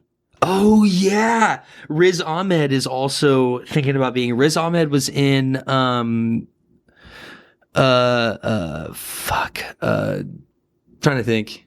Yeah, Cameron Monaghan is another name that they're bringing up from there. Yeah, so the Venom movie, like, I've always been a big fan of. Dude, Ruben Fleischer, man, he is that. I mean, I'm excited to hear him. Writers are Todd McFarlane. I mean, look at Todd Hardy, like the full cast and crew. Michelle Williams. Yeah, it is Riz Ahmed. Dude, Riz Ahmed has been in here. Click on him. Well, I believe he's been in he's been in Star Wars. He was in Rogue One, wasn't he? He's in the Bourne movies. He's in Bourne movies. He's in Rogue One. He did so good in Rogue One. They originally casting him for Aladdin, but he was doing this movie instead. Well, we'll see, right? We'll see. So that book is one of those like hot sellers right now because it's supposed to be the Carnage Venom thing, which is creepy. Because Riz Ahmed would be good because I think we could see Tom Hardy being Eddie Brock, who's big and broad and bully, and then more of a Riz Ahmed could be a reclusive character who's kind of in the dark, and when he finds the Carnage suit. Because remind me again the Carnage suit origin. No, there was no Carnage suit. What happened was the Venom's symbiote, right? And part of it came off, right? It fucking reproduced asexually, and like that, the spawn of the Venom symbiote, like its child, bonded when they were in prison next to each other. And Cletus Cassidy was like a homicidal fucking psychopath, like crazy motherfucker, and like he killed his whole family, like. Yep. And like he was in jail, and Eddie Brock was in jail. Like they wound up in the same insane asylum because he's fucking split personality with the Venom shit, I guess. And when the symbiote bonded to to him, like he turned it like that was Carnage. Ah, it's so crazy. Yeah, so and then basically the same thing happened. Carnage made Toxin, but like it reproduced. It reproduced but, after like, that. Yeah. Carnage wanted to kill it because like he was embarrassed or humiliated, like he's a dude and he's like having a kid. Yeah. that was Toxin. like- That's right. Do you see now the Carnage character would have to be a bit more extreme or darker than what we're getting from Eddie Brock. It has, right? to be, it has to be R-rated. The Venom movie Yeah. has to be Oh, yeah. It R-rated has to be or, like, R-rated. fuck that movie. 100%. If it's not R, it has to be like super violent, like the Wolverine, like nasty violent. Yeah. Like And 30 Days of Night. Hey, Fucking just you know that they wouldn't be violent. scared to go that route if they had to, because we have gotten a rated R movie from them. We've done two. Yeah, we've done two. We did Deadpool and you did the fucking Logan movie, and the Logan movie was fucking tremendous. And thank God for Deadpool for going to there. And by the way, we're getting a whole new X-Men universe because of fucking Deadpool. Like, the next X-Men universe that we're going to get out of this whole thing is partly because of Days or X-Men Apocalypse, but I believe they're going to can that. They're really not. They really don't want that to continue as much as they're doing with Ivan Ooze from the Power Rangers as the bad guy. Dude, oh my God, that was so fucking horrible. But Fucking stupid. my favorite part of that movie, every time I go through, I'm going, these people who are playing the X-Men aren't that bad. The girl who played Jean Grey, hot as hell, put her in for the Phoenix Saga that obviously they teased next. That's obviously what we're getting next. We're getting a Phoenix Saga and the Jatari, and they fucked up Psylocke, and that's not okay. Like Psylocke, she's supposed to be shaped a certain way. Yes, She was yeah. the first character with back. I'd appreciate. Was that Singer who did X-Men Apocalypse? I believe it was Singer. Don't know, but you fix Psylocke and you fix her now. You fix her now. Oh, they will do that now. But I believe what happened was those movies came out and then Deadpool came out and they went kind of like DC. Like they were like, let's just go this like fuck all that, because we keep our continuity schmontinuity on this side. We have this Deadpool movie. Why don't we're gonna put in this Cable guy? Cable offers kind of like a Flash thing where he can kind of like ripple through shit and go everywhere. He could go into the X-23 movie, which they're calling Laura. Yeah. Well, the cool part about that is Wolverine isn't dead. That movie doesn't happen for another 40 years. Yeah, that movie doesn't happen for another 40 fucking years. As many Hugh Jackman Wolverine movies Hugh Jackman movies. Yeah, and especially him popping in Deadpool is a dead possible, easily a possibility. I mean, easily. You're saying you just want to do it now, but it's like, yeah, after you just wrapped on shooting 2 films in a row, pretty sure you're going to say no to a bunch of shit. But dude, he's doing The Greatest Showman right now. They're just wrapping that with Zac Efron. Dude, you know that he's going to be, after that, he's going to be like, give me some fucking Wolverine money. 18 months and a fucking, $50 million, and like he'll be right back. He'll be right. He's like, where's the claw thing again? Whatever. He doesn't have to do much now. I think I'll give him this, as he recovered from skin cancer, I think right in the beginning of him filming Logan. So he was going through a lot. He had a skin cancer on his nose. And so, whatever that was going through, maybe he wants to take some time for that. But trust me, I think if Ryan Reynolds can send him a few gay tweets, and they always have those, they have the best tweets. Blake Lively, by the way, she on Ryan's birthday, he posted some picture of himself or something. So your Twitter, are you on Twitter a lot, or are you a Twitter guy? No, I'm not a Twitter guy, but I just saw that Blake Lively tweeted back with a photo of Ryan Reynolds. Instead of it being Blake Lively, I think Ryan posted a picture, and then it was supposed to be Blake posting back to say like, "Oh, I love you" back. What the fuck? And at the same time, she puts Ryan Gosling's photo in there and kind of tags it back, and they kind of have that sort of like rapport, like joking rapport, and that filters into the movies. It's really kind of funny how that works. Like, I don't tweet that much. I don't tweet that much either. I just look. What I see from Twitter is what people repost on Instagram. Who are these people? I don't tweet. See, you should more though, dude. I should totally tweet. You should tweet more, because that's good. That's It's not bad. Do you follow the president on Twitter? Do I? Because I do. I follow both presidents. I follow all presidents on Twitter. I think like the SNL. Hey, Bill Clinton had a Twitter, I would have followed the shit out of that thing. I would have followed his likes, his interest section. I follow a bunch of like comic book people, Ivanka, like wrestling people. Tatsusura. I don't know. Something Japanese. I don't even. Oh, that's Okada from. You know who I follow a lot off of Twitter will be either movie pundits. Yeah, you do. You got him. Stanley. You know who I follow is mostly like comic book stuff because they do a lot of announcing off of Twitter. Tom Lawler is the man, dude. The guy's the shit, dude. Dude, I had a lot of fun hanging out with him. Filthy Tom Lawler, dude. Because Kyle knows that guy so freaking well, dude.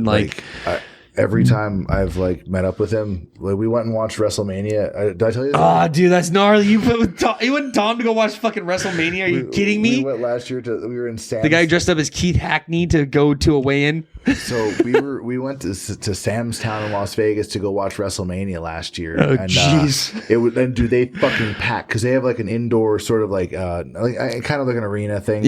But they played it on these giant TVs and fucking we're sitting there watching it, and this one guy like got so mad that Brock Lesnar beat the Goldberg that he threw a fucking Corona like fucking hard, like point blank, like right next to one of Tom's friends, like this MMA dude, and like it went like the you can see his eyebrows, like kind of the hair is like jeez, like he almost murked dude, and the kid like he was so pissed off that his wrestler didn't beat the other wrestler. Oh my god, like, he almost committed a felony with this beer bottle. Dude, oh my god. Once he realized what he did, he hightailed it out, but like it was fucked up because like he wasn't like all like. I wouldn't say he was 100% healthy. Like he had like a walk to him, like he had a thing. Yeah. So like something was off, and it was like, oh no. So anyway, like Tom's friend was like pretty cool about it. Like he's like he didn't die or anything. Like the bottle didn't hit him, but like it smashed like right against the wall next to his face. Like what the fuck is this?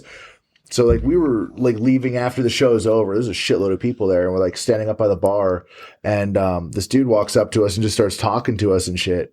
And no idea who he was. Like it was just some dude. But probably like in his 40s, but like dressed like hip for a dude in his 40s, like a bigger guy, a heavier guy. And then we're like, me and Tom were like, I don't know what that was. Like that was weird. Nice guy though, right? Yeah, nice guy. Like 3 people after came up to us. They're like, dude, you know Violent J from the Insane Clown Posse? We're like, holy shit, no way. We're like, I don't think so. I don't think so. We're like, well, you guys were just talking to him for like the last 10 minutes. We were like waiting. No makeup. Yeah, it was just it was just like a dude, like a white dude with like that was just dressed like, and he was just like fan of MMA. He's a big like he has a pro wrestling promotion like that they do for the Insane Clown Posse. I'm sure, Insane Clown Posse definitely does. Championship Wrestling, dude. Oh, that's so sick. And, so they're like, hey Tom, what's up? They were just talking to us and like just walked right up to us like they knew us, like it was normal. I didn't know. And Tom is a pro wrestler. Like he's a active pro wrestler. He's like doing really great. Like, is he in Japan right now, or is he? No, he's in the United States. American circuit. Because a lot of those guys, a lot of the MMA guys, what they do is they go to the Japanese circuit, they make it big, and then just come out here to WrestleMania, and then because they can make a lot of money out there. Oh, so I think. Well, talking about those guys, did you see Todd Duffy up in Batman v Superman during the street fight? No. So the fight where Batman whispers into that black dude's ear and he goes, you need to do this to beat him. And he goes and beats that guy. Yeah. The other guy is fucking Todd Duffy.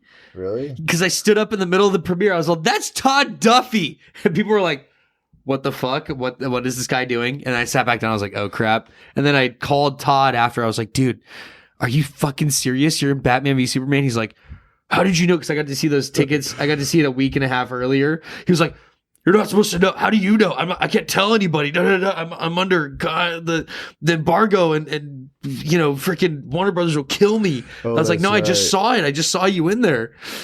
But those guys do fucking. Tom should do movies, dude. That guy would fucking kill it. Oh yeah, man. He's doing really. Like he was a pro wrestler. Scott Hall. See, I love your Twitter followers. Now look at this. Let's go for a second. If we're gonna segue into something, guys, let me tell you a couple of my favorite pro wrestlers. First of all, the Stinger is definitely one of them. But if I had to go with my favorite era, it's when the Outsiders broke away from WWF and they came to WCW and they started the NWO. That was probably the fucking most quintessential time that I started watching. And I would go to my instructor, my karate instructor's house. We would watch that shit. Every time we would finish a class, we would go, just too sweet, and like salute each other. The whole thing. Scott Hall. Razor Ramon, you know, break you like a toothpick, all that stuff. Just, you know, Degeneration X, you know, like these guys, we didn't have Ultimate Fighting was like so few and far between back then that you actually had to almost look up to these guys as men who were doing fitness type things that were doing tough shit on the weekend. Like every tough guy on the weekend wasn't worshiping Brock Lesnar as an MMA fighter. They were worshiping, you know, The Rock as a pro wrestler. You know, those are the people that we got to follow. Movies. You know, movies are another thing. You know, these guys, they paved the way for us in a way that let us feel like being crazy dudes. Yeah. You know, dude, oh my God.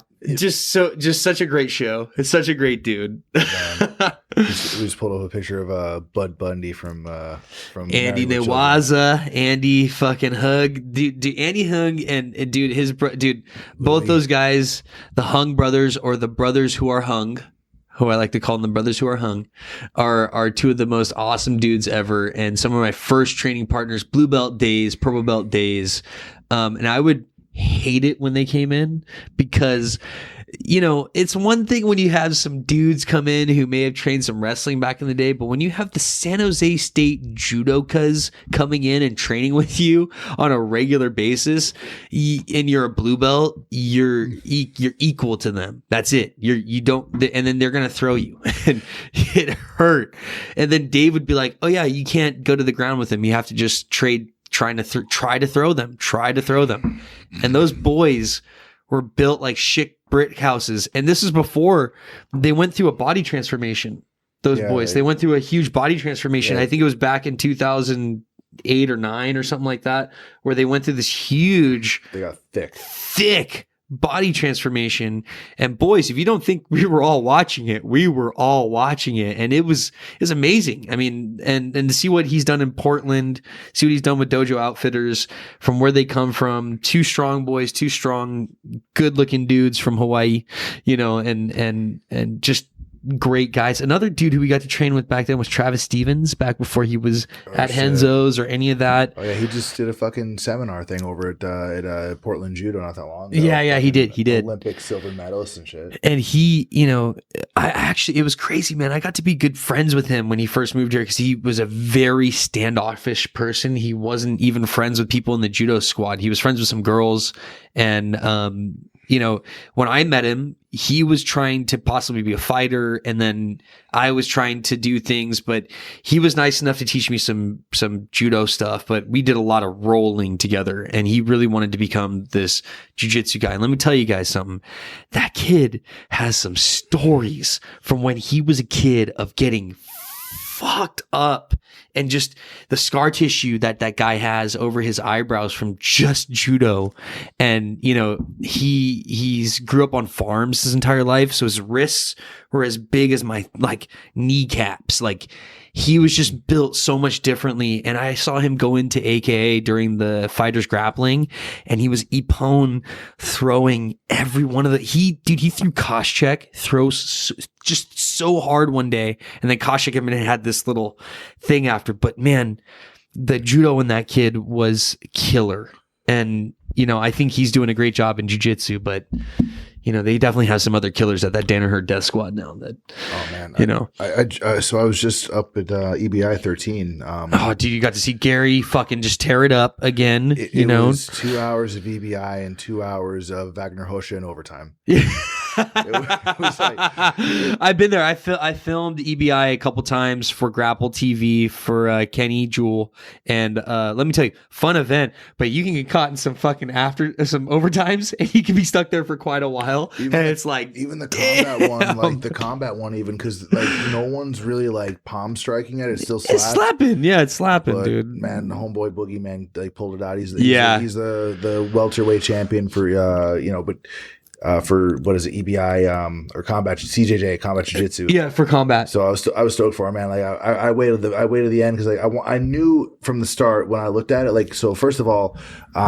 it was Bill the Grill, and I wanted to see Bill the Grill win the thing, but Like that was a stack card. He didn't advance. Let's be honest with Bill the Grill, dude, because I love him. The first two fucking American grapplers that I ever paid attention to was Jeff Glover and Bill Cooper, two of the greatest.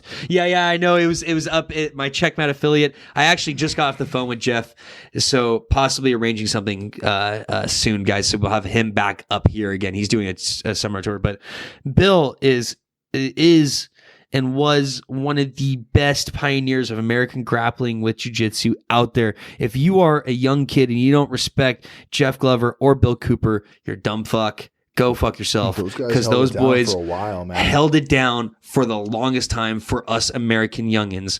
But Bill, as of now, isn't as focused as he was back in the day. He's not the same Bill as he was back in the day. So he cleaned up, man. Like he cleaned up. He turned his life around. He's a family guy now, and he just opened Goodland Jiu Jitsu. It's right in Hollister, isn't it? It's near Hollister. It's because it's down L.A. area. Is it really? Yeah. So like whatever town in the L.A. area would be like nickname is Goodland. Okay. It's there like I'm not even Gardini. Is it maybe Gardini? It's that. He's in the country somewhere because I know he's like a country boy now, and he's from all his posts and everything. It looks like he's out in the country somewhere. Let's just look real quick because he just opened it. So go visit him. Yeah, that's a soon trip. Go let it, dude. That's right. That's Hollister, dude. So it's near us. That's Santa Barbara Carney. That's 4 hours away. That's like we're going to go wine tasting in fucking Palos Verdes, dude, or not Palos Verdes, in Paso Robles, dude. Oh, really? Yeah, that's not that far away. That's probably 4 hours. Let's put it in Google Maps to see where it's at. So I'm in LA quite a bit anyway, just because. Dude, if you're taking the 101 back, I guarantee you this is right off the 101. So I'm in Los Angeles more than I'm in San Francisco, and I'm kind of in San Francisco often also. So, dude, that's Magnolia Shopping Center, Goleta. Put it from here. Let's say it's like probably 300 miles. Dude, that's 4 hours. 294. That's it. Dude, that's not. Oh, I can see exactly where it is. Right below Lompoc. You go right past the prison. He is in the country. He's in the dude. It's right before Solvang. See, because that's where Sideways was filmed. I actually go and do wine tasting out in the Solvang, like exactly where they did film Sideways. Yep. So Lompoc too. That's where I don't know if you caught the reference. Yeah, that's a prison reference for where driven past that. Where what's his name? Vin Diesel. What's his name? Toretto. Yeah, Toretto. That was Tyrese talked about it. Like that's when he got. And he said he's all 2 years. I'll never go back. 2 years in Lompoc. I'll never go back. Yeah, that's the prison. Because there's like when you're coming from Arizona into California. Yeah, and if you're arrested in L.A., if you're arrested for serious ass shit, they send you out to Lompoc. They don't send you out to San Bernardino prisons. They don't send you into any of those L.A. prisons. They send you out to Lompoc. Like my cousins all live over in this area. Like not San Bernardino exactly. Riverside, dude. My cousins live out in Riverside. Oh, that's funny. Like, dude, there's hella Indians, hella freaking Muslims out there, bro. That's where and I'm not saying that in a way. When they first come to America, they don't live in Los Angeles. They go out to San Bernardino County. That's just where a lot of immigrants, whether you're Muslim or not, it's just a high percentage of Indians and immigrants Indians and Muslims go there. So my go-to is Jean Jacques when I'm down there. Oh yeah. The two places that the new places I want to go check out, Meraki. That's Ken Flo's new place. Yeah, Ken Flo's new place. Yeah. That's they're all outfitted by Want versus Need. Yep. So yeah. They got that Waikes. There's Waikes only. I've been to Checkmat headquarters like a bunch of times, but like I haven't got to train there. You should go to the new one because it's Long Beach. Yeah, well, it's in Long Beach. It's just what they did there. To be honest, guys, when I was at Checkmat headquarters in the beginning, I started that with Leo back in the day with the kids program. I was heavily involved in the kids program and at the adult program, but I was basically, I'll be honest, I was basically running the place for Leo to get the place started and for them to take the next step. And when they were going to take the next step, that's when I stepped away. But I helped them build the base for everything. And when they were starting everything out, Leo was traveling to Abu Dhabi. Then he would come back and he'd have to coach all these people and do all these things. And I was even, there would be times, guys, where I would be coaching some Jackson Souza character at a Worlds thing because Leo wasn't there, but they trusted my coaching and they trusted my strategy and they trusted the fact that I could be there for them. And so I was that character. Leo's back now, and he's got this place called Dojo. He's got another place with Checkmat headquarters. So he's stationed there a lot more now. There's also a bigger focus. When we were there, we were trying to tailor out the classes and figure out what works for who. We had a you couldn't be there without an instructor being there rule. That rule is gone now. There's people drilling all day there now. It's much more jiu-jitsu. We were just trying to keep everything non-political in the beginning. We wanted to make sure everybody was just there to fill up the classes and to just be on the same page. Nowadays, things are kind of different. The pros are there at all hours. The doors are open at all hours. People are training at all different hours. Because when I was in there, it was way different when I went down and visited for the soft opening. Like, I was there for the pro training, or for the morning training. It was 2 hours of wrestling with Jacob Harmon, by the way, with the pros. And then there was other pros in the gi on the other side doing gi specific stuff. We never had that. It was always the pros training together. We would all do no gi together. We would all do gi together. So whatever they figured out there, they're doing good with. And when I went there, I had a great time. And all the best to HQ, all the best to Dojo. But also, guys, when you open a school, it's a progression, it's a learning, but you have Leo there all the time now.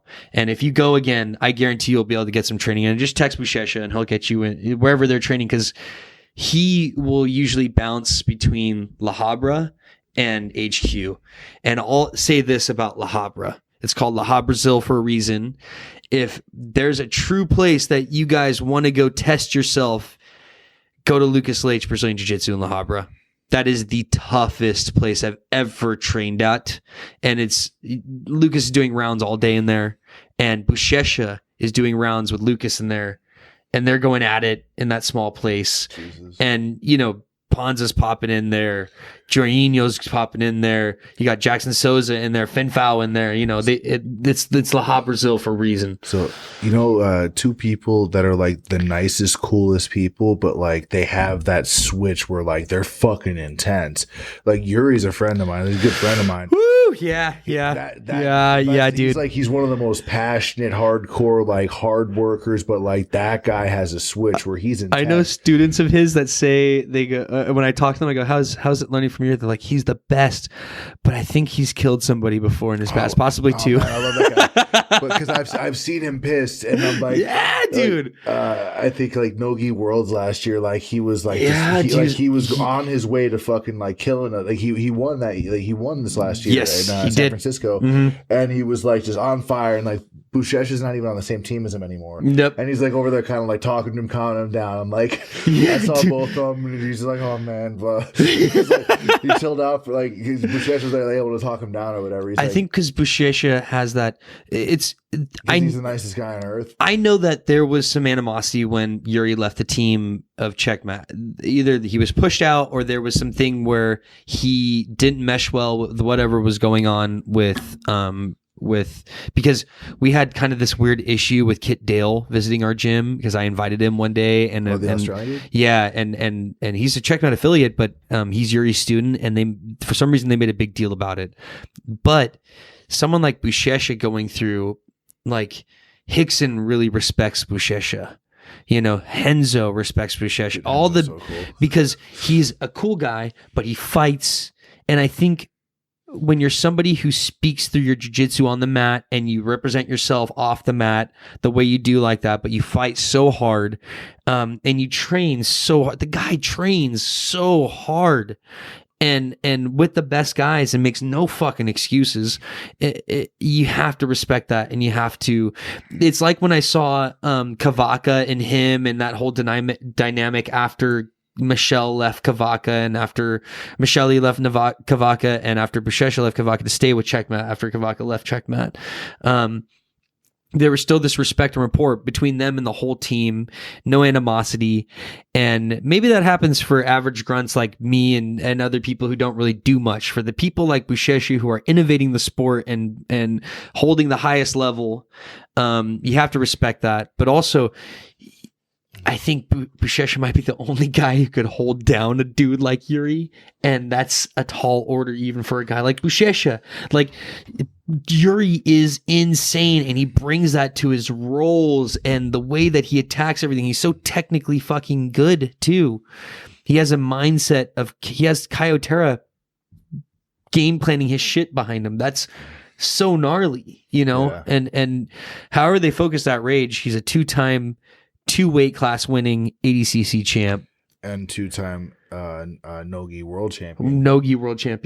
Both weight classes, right? And both open and he double golded. He double golded, yeah. It's like you can't. No, man, he's a force, and if you have him on Facebook or whatever else, the nicest, like you were saying, the nicest guy. He's the coolest guy. Every time I see him, I've never trained with Yuri. I was never a part of Checkmat when Yuri was a part of Checkmat. I just saw him at a few tournaments, and he was like, "Hey, what's up, bro?" Or like I saw him with like Bernardo or like the guys from Checkmat, and so he like got introduced. But like he's always like he was on the phone one time, like I felt like he was the mafia, like Tony Soprano, fucking. He sees me, he's all, "Oh, what's up, bro? How's it going?" Gives me a hug and shit. I was like, "Hey, what's up, Yuri?" Yeah, he's a friend, man. That's so cool, dude. Over here, fucking plenty. I mean, he's a really nice guy. Yeah, he's a nice dude, and Buchecha is like both of them are like the nicest guy. The parallel I was making was like the other guy that's like the Checkmat dude that's like as intense but also super nice guy. And Ponza. Fuck yeah. Yeah, it's Ponza. It's Luis Ponza. Like, and I totally. But on a goofy level, Buchecha is definitely way more like focused, like good looking focused, where Buchecha's Ponza's very good looking, but he's very wacky. And you come into the gym in the morning, dude is playing DMX, and he knows every dude.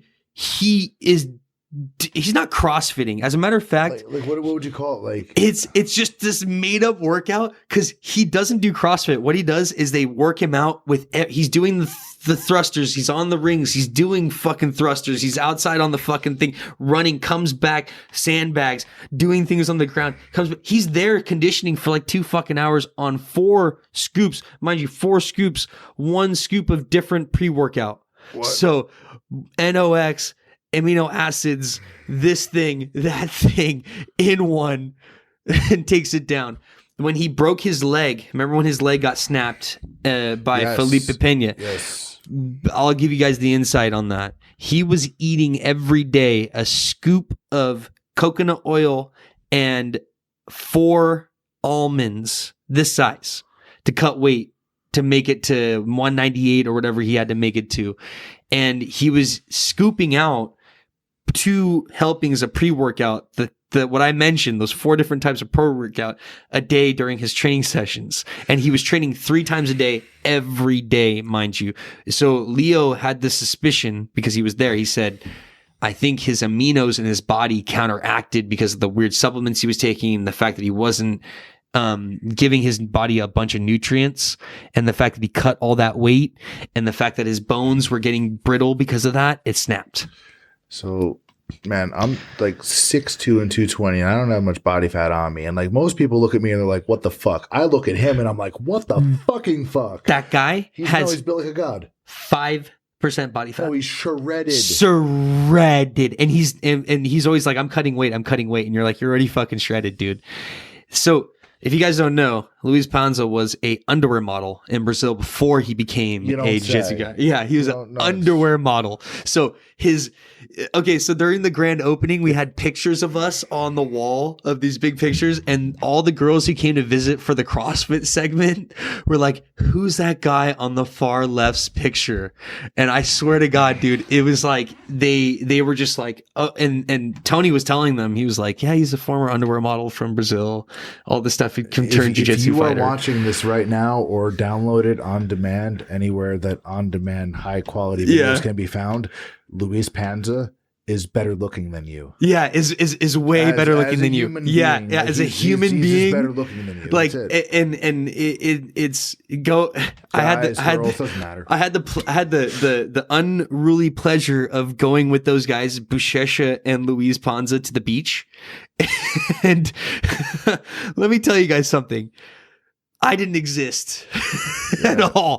The 5 guys that were with me too didn't exist at all. Those 2 boys were just walking on the beach, and they were surrounded. Like, it was like they weren't celebrities, but they're celebrities, and it was amazing. But no, there's no jiu-jitsu celebrities, but those guys definitely slay it. And at both of that time, they had girlfriends. The funniest fucking thing to see ever. These guys being like, "Oh yeah, well, I have a girlfriend. Can't do nothing. Being this, you know." But Buchecha's with Mackenzie Dern now, I think, or something like that. Yeah, poor guy. Yeah, poor Buchecha. Megaton's daughter, right? Yeah, Megaton's daughter, jiu-jitsu girl. You know, the whole thing. Yeah, Match dude. made in heaven.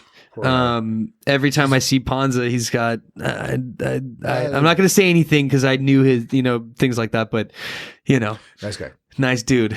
And woo. He's still over at Black House, right? He's still at Black House doing his thing, being the ninja. Well, there's you go over because it's that place, Jiu-Jitsu Pro Gear, and it's this Brazilian store like right there in Torrance. Yeah. They sell those little cocada candies. They have the cocada.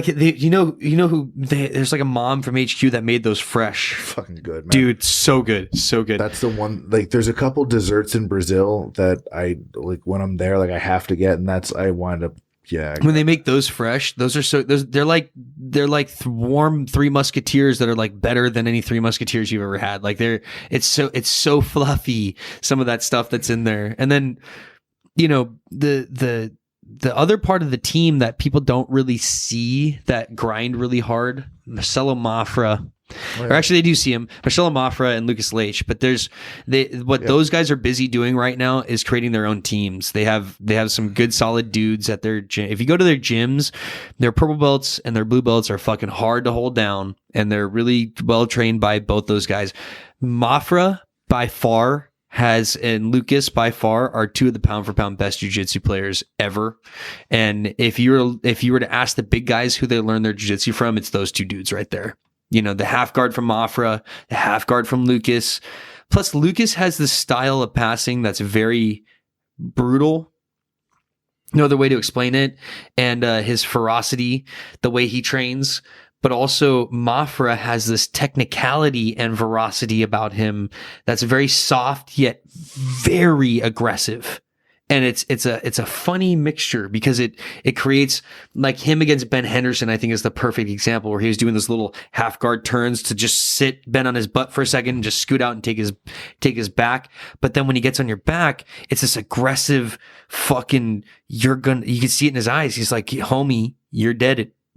You're about to die, and I like that. His students, like, if you were to go and look at the students of the people, the demographics of the people, like Dojo has a certain demographic, HQ has a certain demographic. Marcelo Mafra and Lucas Leite's students are all loked as hell, dude. They're all loked kids. They're all, straight from La Habra and straight from those areas around there. And it's crazy. It's cool to see. And then they have a few people that are helping them that are Brazilian and all that are, it's an amazing thing what they got going on over there. And I love it. I love going and training with those guys because I get humbled when I go over there. Oh, so Dead Fool from here we go. So pre-workout crack, exactly. Yeah, Renato Laranja, 27 world champion. He's actually been on the show. He's been on the show. Yeah. Mr. Laranja is a good friend. He's been on the show. Kicked it with him in LA. Everybody pay attention. I'll let him know you said what's up. This podcast about brothers. Let me tell you something. It's about everything. Everything, and it's about. Hey, I love that hashtag checkmat right there. The hashtag checkmat. Lucas Leite does do a great class. But let me tell you something, dude. When Leo is teaching, all those dudes pay attention. It's like every little detail that you could think of that Lucas will teach, Leo will have a more insight or a different, more detailed thing to add to it. And it's amazing. That guy's kids classes was where I learned everything. Recently, I've been able to do some things in jiu-jitsu that I wasn't able before, and it's because I learned that bloodline style of jiu-jitsu that Leo has. And I mean, it's amazing. Like I said, the passing thing earlier, advanced passing is the same as it was back in the day. It's the same thing, getting from side to side, but what they do is they do it very beautifully. I think the people who do it the best nowadays is Guy Mendez. Yep. He has the best stack pass game out there. And if you were to look at what he does with the stack pass, he makes the other person miserable. But have you seen the Mendez brothers go to like the Hickson Cup in Japan, and they have those highlights of what they do to those poor suckers out there that they go with, that they just decimate and just like dance around and do like freaking, and they like, there's these moves where they're just grabbing onto their belt and just ragdolling the dude a couple times, just go around the other side. You know, that style they learned. I'm not going to say that Leo taught them that, but there was a certain time where the Mendez brothers were learning from Leo and Lucas, and they were all kind of together. And there is a style that I believe that Hickson has. I think that Hodger has it. And people always go, oh, that's the most basic jiu-jitsu. But no, what that is that's the advanced basics, because all basics, whether it's simple or advanced, it's basics. And they all learned it from a guy named Holes. It all came from Holes, the innovation type, the dude who like was like, all right, I'm going to use wrestling, judo, this jiu-jitsu stuff. I'm also going to just, instead of trying to dig my head into this person or battle them, I'm going to pick up their legs and just lift them the other way and make them face away from me. That sort of mentality was brought forward by an intelligent, bright person like Holes. And what we're seeing in this evolution of the new jiu-jitsu is brilliant. But I argue to say that there was some times where I was watching Crone and I was like, well, I learned that same sort of pass from Leo, and what someone would look at as advanced or something like that from Leo, just because it's Leo doing it, and they say, oh, Kron only does basics, so that's a basic move. Yeah, but all that Leo stuff goes back to TT, and goes back to TT. It goes back to it goes back to Alliance. It goes back to Jacare. You know, and Rolls. You look at Holes. You look at, and you had like what Terere over there. This was a lot of innovative stuff. You had Eduardo Teles with the turtle guard stuff. And yes, it seemed like for a lot of those guys, that was like their ability to experiment and to like come out of like the traditional stuff. But I mean, they all had very traditional backgrounds. Like they were all very respected, and they were all like very accomplished even before TT happened. Like they already had their own style, and they all came up very traditionally in Brazil, in Rio, well, in Sao Paulo, where they actually went to. So like, you make a good point. They all had like a strong foundation in the fundamentals when they got there, and it was just like they put their own swag on it. Like Eduardo with the turtle guard, like here's your like you're talking knee slide pass before. Well, like his counter knee slide passes, he would just turtle up and sweep you, right, break your leg. And then walk like as you walked around and take his back, he would sit and put you in the close guard. I remember all that stuff from Eduardo Teles. Dude. Like his style was cool. Dude, I love rolling with that guy. Oh, dude, that guy, when he came into HQ, I had so much fun because he's one of my favorite guys in the beginning. I really liked the turtle guard. Eduardo Teles was one of my favorite in the beginning. Nino Shembri was one of my favorites in the beginning because my influence, Dave really liked Nino Shembri. But, you know, this is one thing I got to say about Dave's jiu-jitsu. When he made his take on it, it was very broken down and technical. And I love that because it's easier to explain to the beginner, the jiu-jitsu 101 and the stack pass and everything. For instance, with the stack pass, he would make sure the hands would go low towards the hips. You connect your hands. You slide the person up the knees. You open up the gi. You reach your thumb in the gi, fold the gi over, then you lift the hips and you walk over, right? I started teaching that one day in front of Leo, and he was like, no. Like his little Miyagi way. He's like, no. You're going to teach it 3 ways. They get their hands under, and their hands are over the knees. They're going to grab the inside of their gi. They're going to walk a couple times. The person's hips are off the ground. You throw the legs to the side, pass. The next one is you go under the knees, but you grab the hands as they're inside the other person's hands, and you cup them, cupping the knees. You walk inside, use your knee to stack them a little bit. You bring them off the ground, throw them to the side. The next one is the low one, where you get low, you bring your knee up, and you make them stack to their knees are fully back and their toes are touching the back of the mat, and then you throw them to the side. So there was this kind of like progression from like, I saw it. It was like Jujiro Kano to Helio to holes.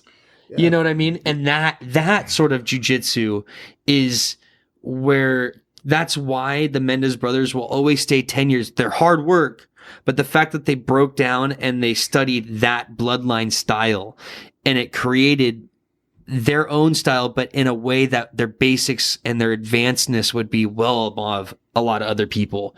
And it comes from crawl, stand, or walk, but run. You have to think about like, so the bloodline and like what was hoped to be like accomplished from that actual style. Yep. So what you're talking about when you talk Dave, you're really talking about Half and Hyan Gracie style of stack pass. Like that's what exactly he teaches.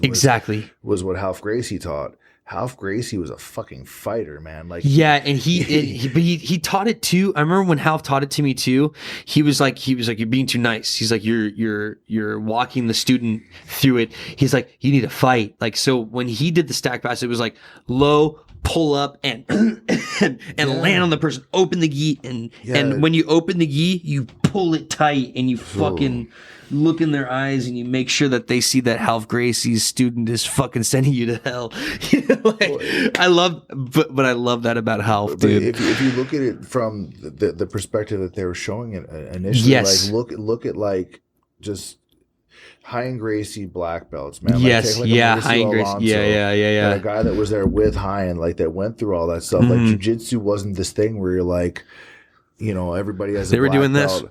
They were fighting, dude. They were fucking. If you had a black belt in jiu-jitsu, you could handle yourself. Well, in the street for sure. I tell a lot of students nowadays. I say two things. I say there's somebody who's finishing you right now in training that is guaranteed not making it to black belt. Two, there's a strong guarantee that person won't make it there. They could make it even to brown.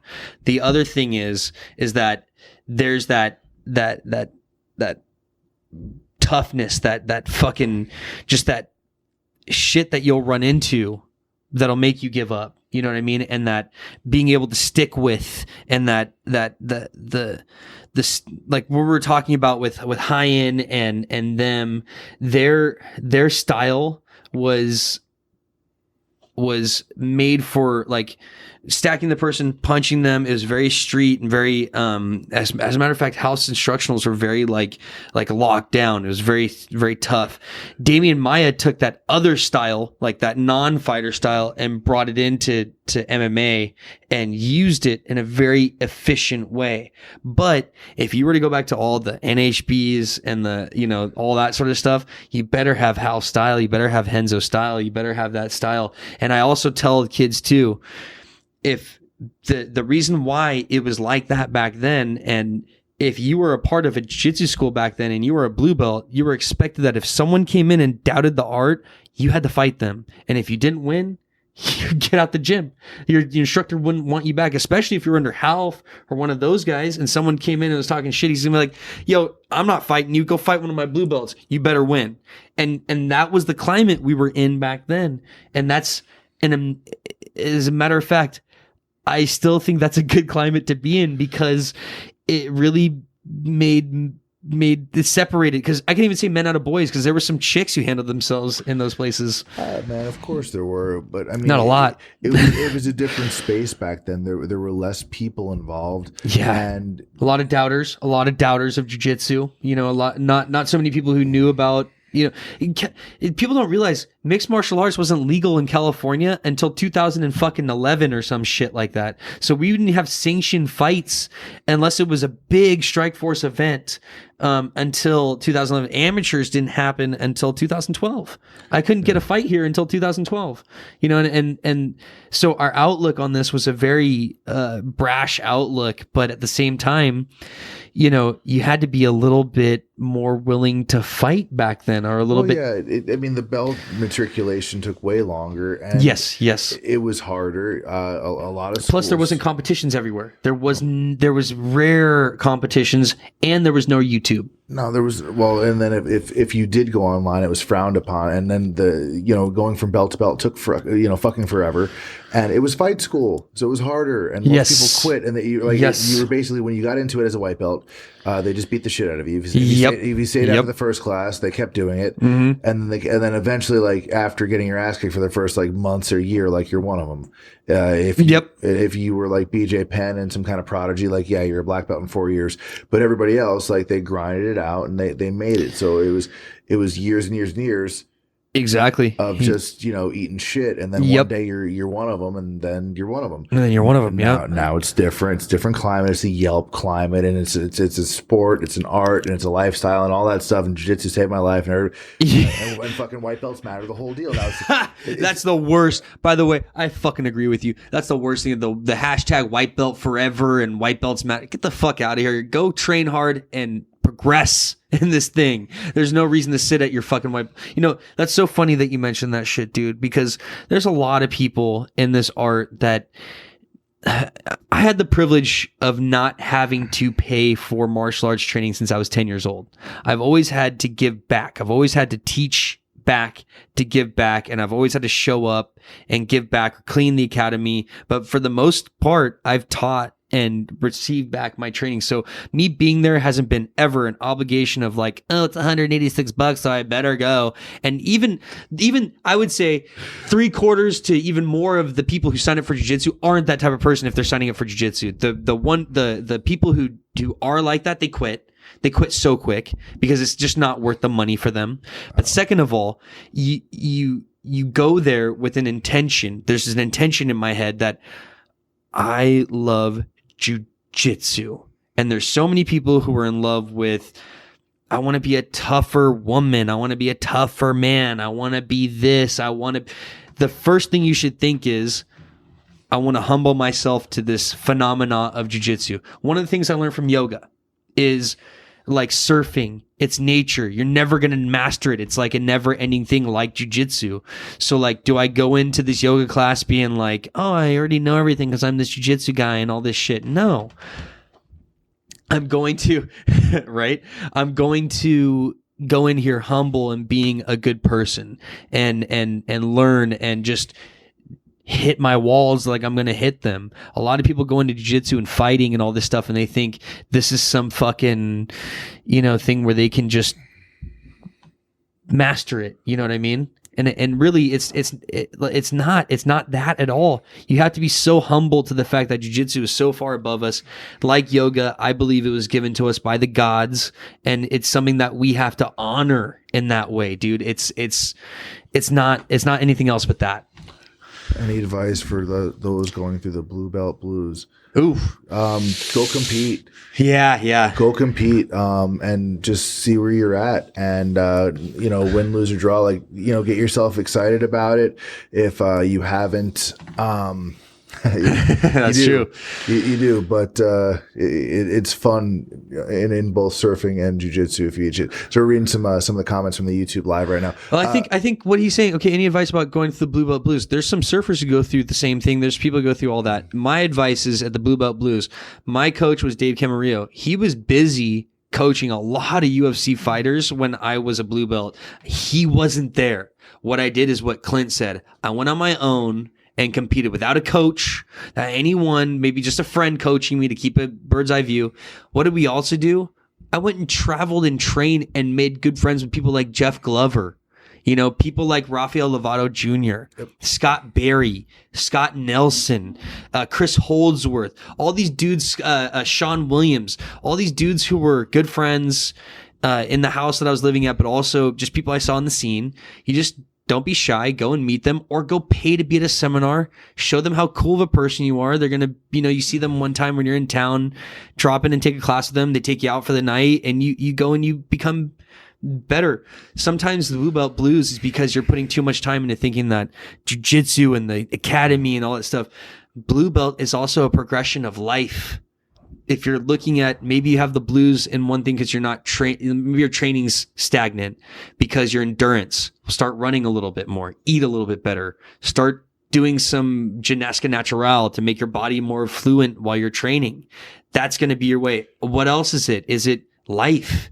Is it something in life that's affecting you? Is it something that's physically with your body? Maybe you need to go through a body transformation for a few years. Who knows? Man, blue belt's great, man. It's the last one where you actually have a little bit to sort of experiment, to sort of bake in things, because purple, like once you're a purple, like that's responsibility with the academy. And there's expectations. White and blue belt, like you're kind of figuring out who you are, like what's my name kind of thing. Yes. Once you get to purple, that's a whole. It's like but the day I got my purple belt, the day I got promoted, I was in my head, I'm like, oh shit. I'm only ever going to be up here 2 more times, and then I'm a black belt, and then I'm going to start handing these fucking things out. You know what I mean? Oh yeah, totally. Like, it changes the dynamic altogether. So like really embrace it. I was a white belt for a long time, years and years, and then getting the blue belt was a huge deal for me. Like getting a blue belt was like almost like it felt almost the same way as like getting the black belt for me, because like I didn't think either were ever going to happen at the time. It's like when you're in that moment or in that time period, you're like time just sort of passes slow, and you're like all you're thinking about is that next belt or whatever. Dude, you're getting better every day, because you're training with the same people every day. Yeah. Mix it up. Do more than your training partners. Go to seminars. Yeah. And you don't need the approval of anybody to go to a seminar. You don't need all your training partners with you to go to a seminar. You also just go. There's other people there that you'll meet. Go compete. Come to class early. Drill. The things that interest you, the things that you're into, like, drill those things more. If you have somebody like-minded at your academy that wants to come in early or late and drill with you, that's big. Also, that's like big. Finding open mats at your academy or in your area. Yeah. Open mat does not have to mean fucking marathon roll, beat the fuck out of each other. You can grab a friend and just drill on the side. Like, let's just do arm bars for half an hour, do arm bars. How do you think your arm bar is going to get good? You're going to practice it, or you're just going to fucking watch it on TV?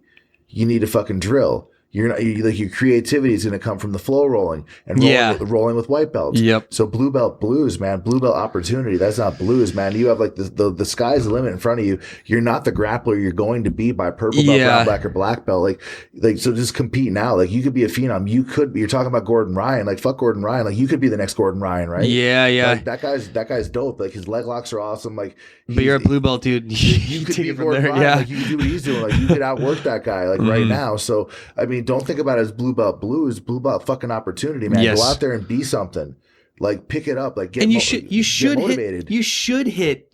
I mean, it's good that you're hitting blues at blue. You're going to hit them at purple. You're going to hit them at brown. And if this was easy, if this shit was easy, then everybody else, that 3% number or whatever 1% number it is to make it to black belt would be a lot bigger. And there's a reason why a lot of people quit. It's because of that blue belt blues. They go, oh, well, I think I should be better, than the other person. It's like, nah, man, it's us. It's just, hashtag stagnant. Dude, there's always plateaus, but with plateaus, you can make things rise. How do you do that? The perfect thing is what Clint said, is getting people to come in early, or to even come in early yourself. Like there are I'm sure you guys have grappling dummies at AK Sunnyvale. There's one there, yeah. One grappling dummy. Dude, run around that thing and just practice your drills that you're working on and all that sort of stuff. Running the gauntlet, like the belt promotion gauntlet, like slapping people with belts, or you mean like the? Because there's a couple gauntlets, bro. There's the Infinity Gauntlet, but I actually used to have my students do an Infinity Gauntlet, and it would be they would have to face me after they have like Shark Tank at some places where like when you're getting promoted, you have to roll with everybody, which like Shane when he got his brown belt over at Nemesis in Portland. He's a Takanori. Yeah. He's a black belt now. Like he got his black belt at this last summer. But when he got his brown belt, like right before his wedding, they had the Shark Tank, so he had to roll with everybody first. But Nemesis is different, man. There's like drinking on the mat. Yeah, I've heard of Nemesis. They're awesome. Fucking Eric Hempel, man. I love those guys. It's a little bit different. I think that gyms with the kids program are kind of like. But I dig that. But, but no, like Nemesis is like it, like their respect to their whole thing. Like he runs his business the way he wants. No, you gotta, dude. There's so many people who run jiu-jitsu different, just businesses different. If I had to say anything about the belt promotion gauntlet, guys, it's necessary in some weird ways. I think that if you do a gauntlet, it should be honored. I don't think kids should be doing a gauntlet. I think kids should do something a little bit more empowering for them. And you can have with kids, torture. Have them a little promotion and have them smile for the pictures that their parents pay good money for them to take. You have them take a nice, good picture of them getting promoted. But when they're adults, run them through the gauntlet. When they get their black belt, throw them. You know, that's a good one. You know what I mean? Or even just I think some people do it either gauntlet or throw, and I either way. So you got his ass whipped and had to roll with the upper belt's cool. Got my ass had to roll. It's fight school, man. What you want? That's a good thing, man. School. Let me tell you something, dude. My first training partners were girls, but most of my first training partners were like John Fitch and Josh Koscheck and, you know, dudes who weren't the easiest guy to train with. D1 wrestlers, Nate Moore, you know, all those guys.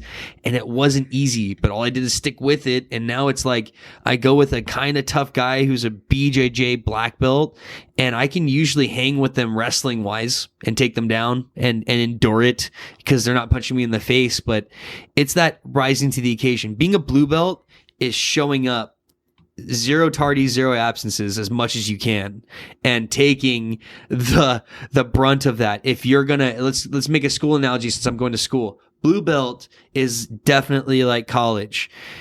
The class is going to run, and if you signed up for the class, your butt better be in the seat if you want the results you want. If not, you're going to get dropped.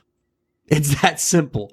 And what'll happen again too at blue belt, if you take those blue belt blues seriously and you take too much time off, you're going to come back and you're going to feel behind. There's going to be a couple people that have passed you up, some youngins that might start finishing you. That will cause even more distress in your head. If you're able to take that and keep moving on, all the more power to you. But it's hard. It's hard to stop that momentum and then come back and have people just smashing on you. There's people who really give up to that, and I would hope that you don't, because I didn't. I was like, fuck that. I'm going to get them. This is going to sound kind of a little bit dark, but just roll with it for a second. You're a white belt or a blue belt. You got your one teammate or friend that probably works you over quite a bit. Right? Oh, yeah. Oh, yeah. There's that person.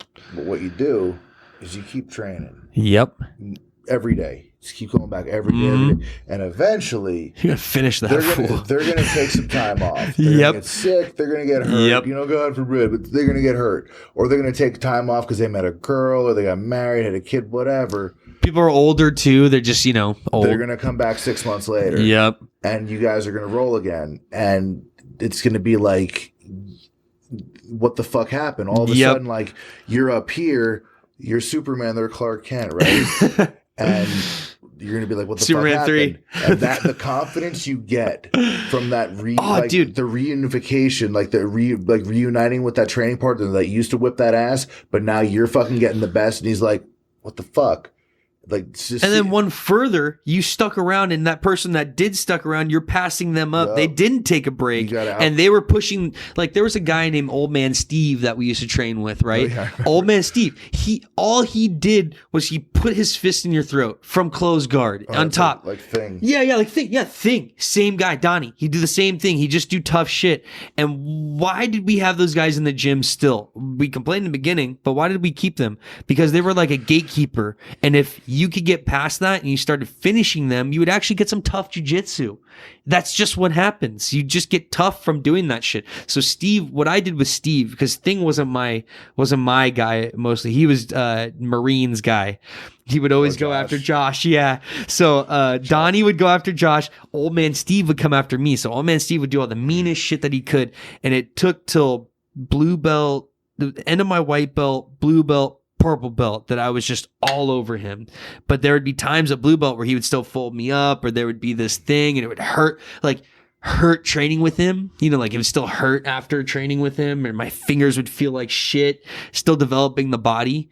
But that's what you're fucking there for. You want to become John Rambo, you want to become the Terminator, you better fucking start training like you're the fucking Terminator, It's fight school, homie. It's fight school. It's, that's another thing too. I have been arguing with some feminists in class because, hashtag Old Man Steve. Check this out. I've been arguing with some feminists in school because they want to talk about men being stronger than women. And I definitely agree that men are stronger than women, but not in all forms, because And not Gabby Garcia. She's and not stronger Gabby than us. Garcia. But I won't even mention that. If we were to take the study of stronger than us. girls from 12 to 15 and boys 12 to 15, and you were to see the growth rate of girls at 12 to 15 and the seriousness of their grappling training, and you see the dropout rate of boys or them going towards wrestling or other things is really high, because girls grow bigger than boys from the 12 to 15 age in some cases and in most cases, and they're focused and they're a little bit stronger in their will. They're a little more balanced in their will, so they're able to attack more and able to get more. And what I would tell my boys is they're going, oh, but this girl is too tough, this girl is this girl is that. I'm like, endure it, because one day you're going to give it back to her. She's staying on top now because she's physically bigger than you, but endure it. And I had a few of my young guy students who did endure it, and they lasted until they were 16, 17, 18 when they moved on to being coaches and or training under Leo. But that's what it took, because those girls, second of all, the girls were getting an extra class 3 times a week with a women's class taught by Patty Fontes immediately after mine. And immediately, they're in that mind frame. The boys didn't get that extra. They had to go to wrestling or other things to find that. And girls have less ego and a hypervision to learn like crazy at that age. So it's like, we can't argue that fact no more. I think that girls, maybe in the older men, like guys like Clint over here, and even guys like me, we're going to outstrength a lot of the girls that are grappling with us. But let me tell you something. If you are not in shape and you're grappling with someone like Karen Antunes, and you're not in the littlest bit of shape, you're fucked. And that girl will embarrass you, and all the guys who are belts below you and from 20 to 30 some odd, And, we went a lot off track over here, but don't want to get called out. Thoughts on blues coaching? I've been asked to coach as a blue. I'm just a blue. Well, here's my thought on that one, dude. You can definitely coach adults. You can definitely, I would say if you're a blue belt, start coaching kids. That's the best thing. With adults, it's you could definitely teach them basics, but if you want to become a lifelong instructor, you want to practice this shit, and you want to be good, and you want no awkwardness, you don't want any drama, be a blue belt that coaches kids. Easy. Yeah, contribute where you can, but I mean, obviously if there's a black belt around or whatever, brown, just yield. But for the kids, it's just contribute to the way, whatever way you can to your academy. Yes, and just keep training. You've been out. You mentioned you've been off training for a little bit. Get back on training. Train. See, I'm gonna get back. Motivation. Motivate yourself, man. Go out there. Train. Yeah. See, even like right now, I can't physically train right now, dude. But like I'm doing other things. Like I'm going to hot yoga. That's not fucking easy. Like I'm doing something else that's gonna help me. But I'm sitting at home going like, I need to do something that's as good as jiu-jitsu. It's not that Bikram guy, is it? No. It's I actually. He's not giving you a little squeeze. I actually only go to classes where the girls train. It's not because I'm trying to be a creep, but it's because I just like the feminine voice when they're saying all those things like namaste, feel the, I don't want some old guy named Bert, coming and checking my heart chakra, I don't want a male massage there, so I got you there. They came over, they gave me head massages, put essential oils on me and shit. I was like, oh my God, I was fucking, I didn't know what was happening. I was like, oh shit. Oh shit. But man, we went for 2 hours and 1,000,000 minutes. Oh, that's how we always do, bro. You know how it is. I gotta do a little bit of writing. Dear diary.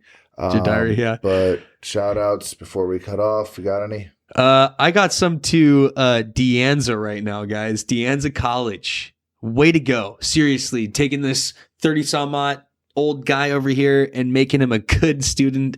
Guy guys, I was not the best student in school, and it's something that I really took to heart. Like, God damn it. So Deanza College, you're the shit for getting me back in there and helping me out and walking me through like, it's the Aaron. Oh, the, that sort of stuff. Thanks. All right. make a shout out to school also. Yeah. But Want versus Need, Alagora and Bronze Humanity. What's up, Lauren? Meg over there. Sunless tanning stuff. They're holding it down in San Jose. If you're looking for a fake tan, I don't know what the fuck you call it. Anyway, Bronze Humanity in San Jose. They're fucking awesome. I'm looking for a fake tan. No, they listen to the show. They're cool as shit. They're over by Oak Ridge Mall, so check them out. Bronze Humanity. They're nice ladies. Just give them a call. What else we got here?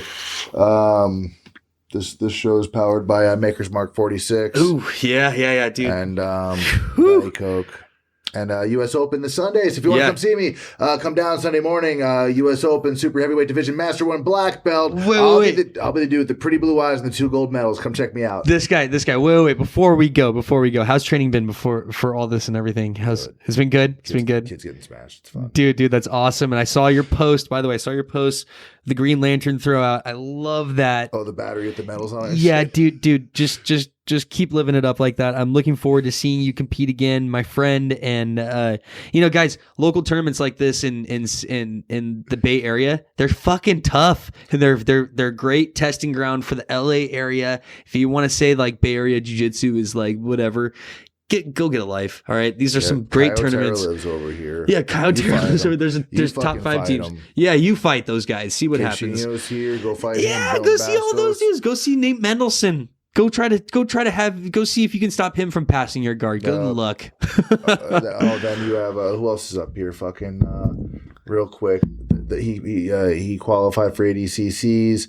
He's under Yamaso. Marcos Tarragosa's up here. Yeah, Marcos Tarragosa. Elliot Kelly's here. Elliot Kelly. Get the fuck Wolf. out of here. Wolf, dude. Wolf Barnado. Wolf Barnado's up in here, dude. All those guys. I mean, dude, we are so rich with this Bay Area Jiu-Jitsu. I can't wait because U.S. Open is going to be the first tournament I attend in the Bay Area for a long time to go and watch and support everybody. So I'll be out there to support you. I'll be coaching Saturday. Then Sunday I'll be there smashing. So. Oh, dude, I can't wait to watch it, buddy. Yeah, dude. Hey, it's fucking just gonna break you like a toothpick. Just concede now. Last year, Absolute Division was a little bit slimmer when they saw a big Clint coming through. Just saying. Yeah. How you doing? Hey, dude, if I saw those pecs too from the other side, I'd be like, you know what, my ankle hurts from that last little. Oh, fuck that kid. Anyway, fucking thanks for watching Clint Cronin Show. We're here, Aaron Ryan up in the house again. Justice League's gonna kill it. It's gonna be way better than Thor. Yeah, it's gonna be, dude. Yeah. So consensus, dude. People have been saying they cannot wait for Justice League, and I can't wait for 2. That's Justice League. Yeah, that's it. DC's resurgence, guys. I can't do DC. My fingers are. Yeah. No. I got too much jujitsu in. Hey, but guys, you don't know how happy how happy I am to hear Clint being more on board with what's going on with DC. Because if you see the last podcast, we were abysmal when it came to thinking about what was coming on with DC. So now, woo, buddy, I cannot wait. If I started filming these things all fucking Zack Snyder, you'd be depressed too. Yeah. Y'all are happy because you see some vivid color. We're here in Times Square. You don't even know. Dude, the Flash, when he comes through and he's like, yeah, this is gross. Like, I was like, oh, and he has all the goo all over him. I'm like, yeah. You know what the goo looked like? It looked like Ghostbusters. It had this throwback slime feeling. And then ectoplasm. The feeling of the soundtrack from the 89 Dude, kids will be happy. And then, guys, if you haven't, check out the toys for it too. I've already built the Aquaman set, so I'm going to build the Nightcrawler and then the Flying Fox next, $129. I'm committing to this. All right, you're into this. I'm going to build it on YouTube, so check it out, guys. All right, cool. All right. We'll be back with reactions later. Clint Cronin Show 2017 episode 50 something later. Yeah, later. Stay black. I'm 10%. I can say that. That's real. All right, brother. Ancestry.com is not real.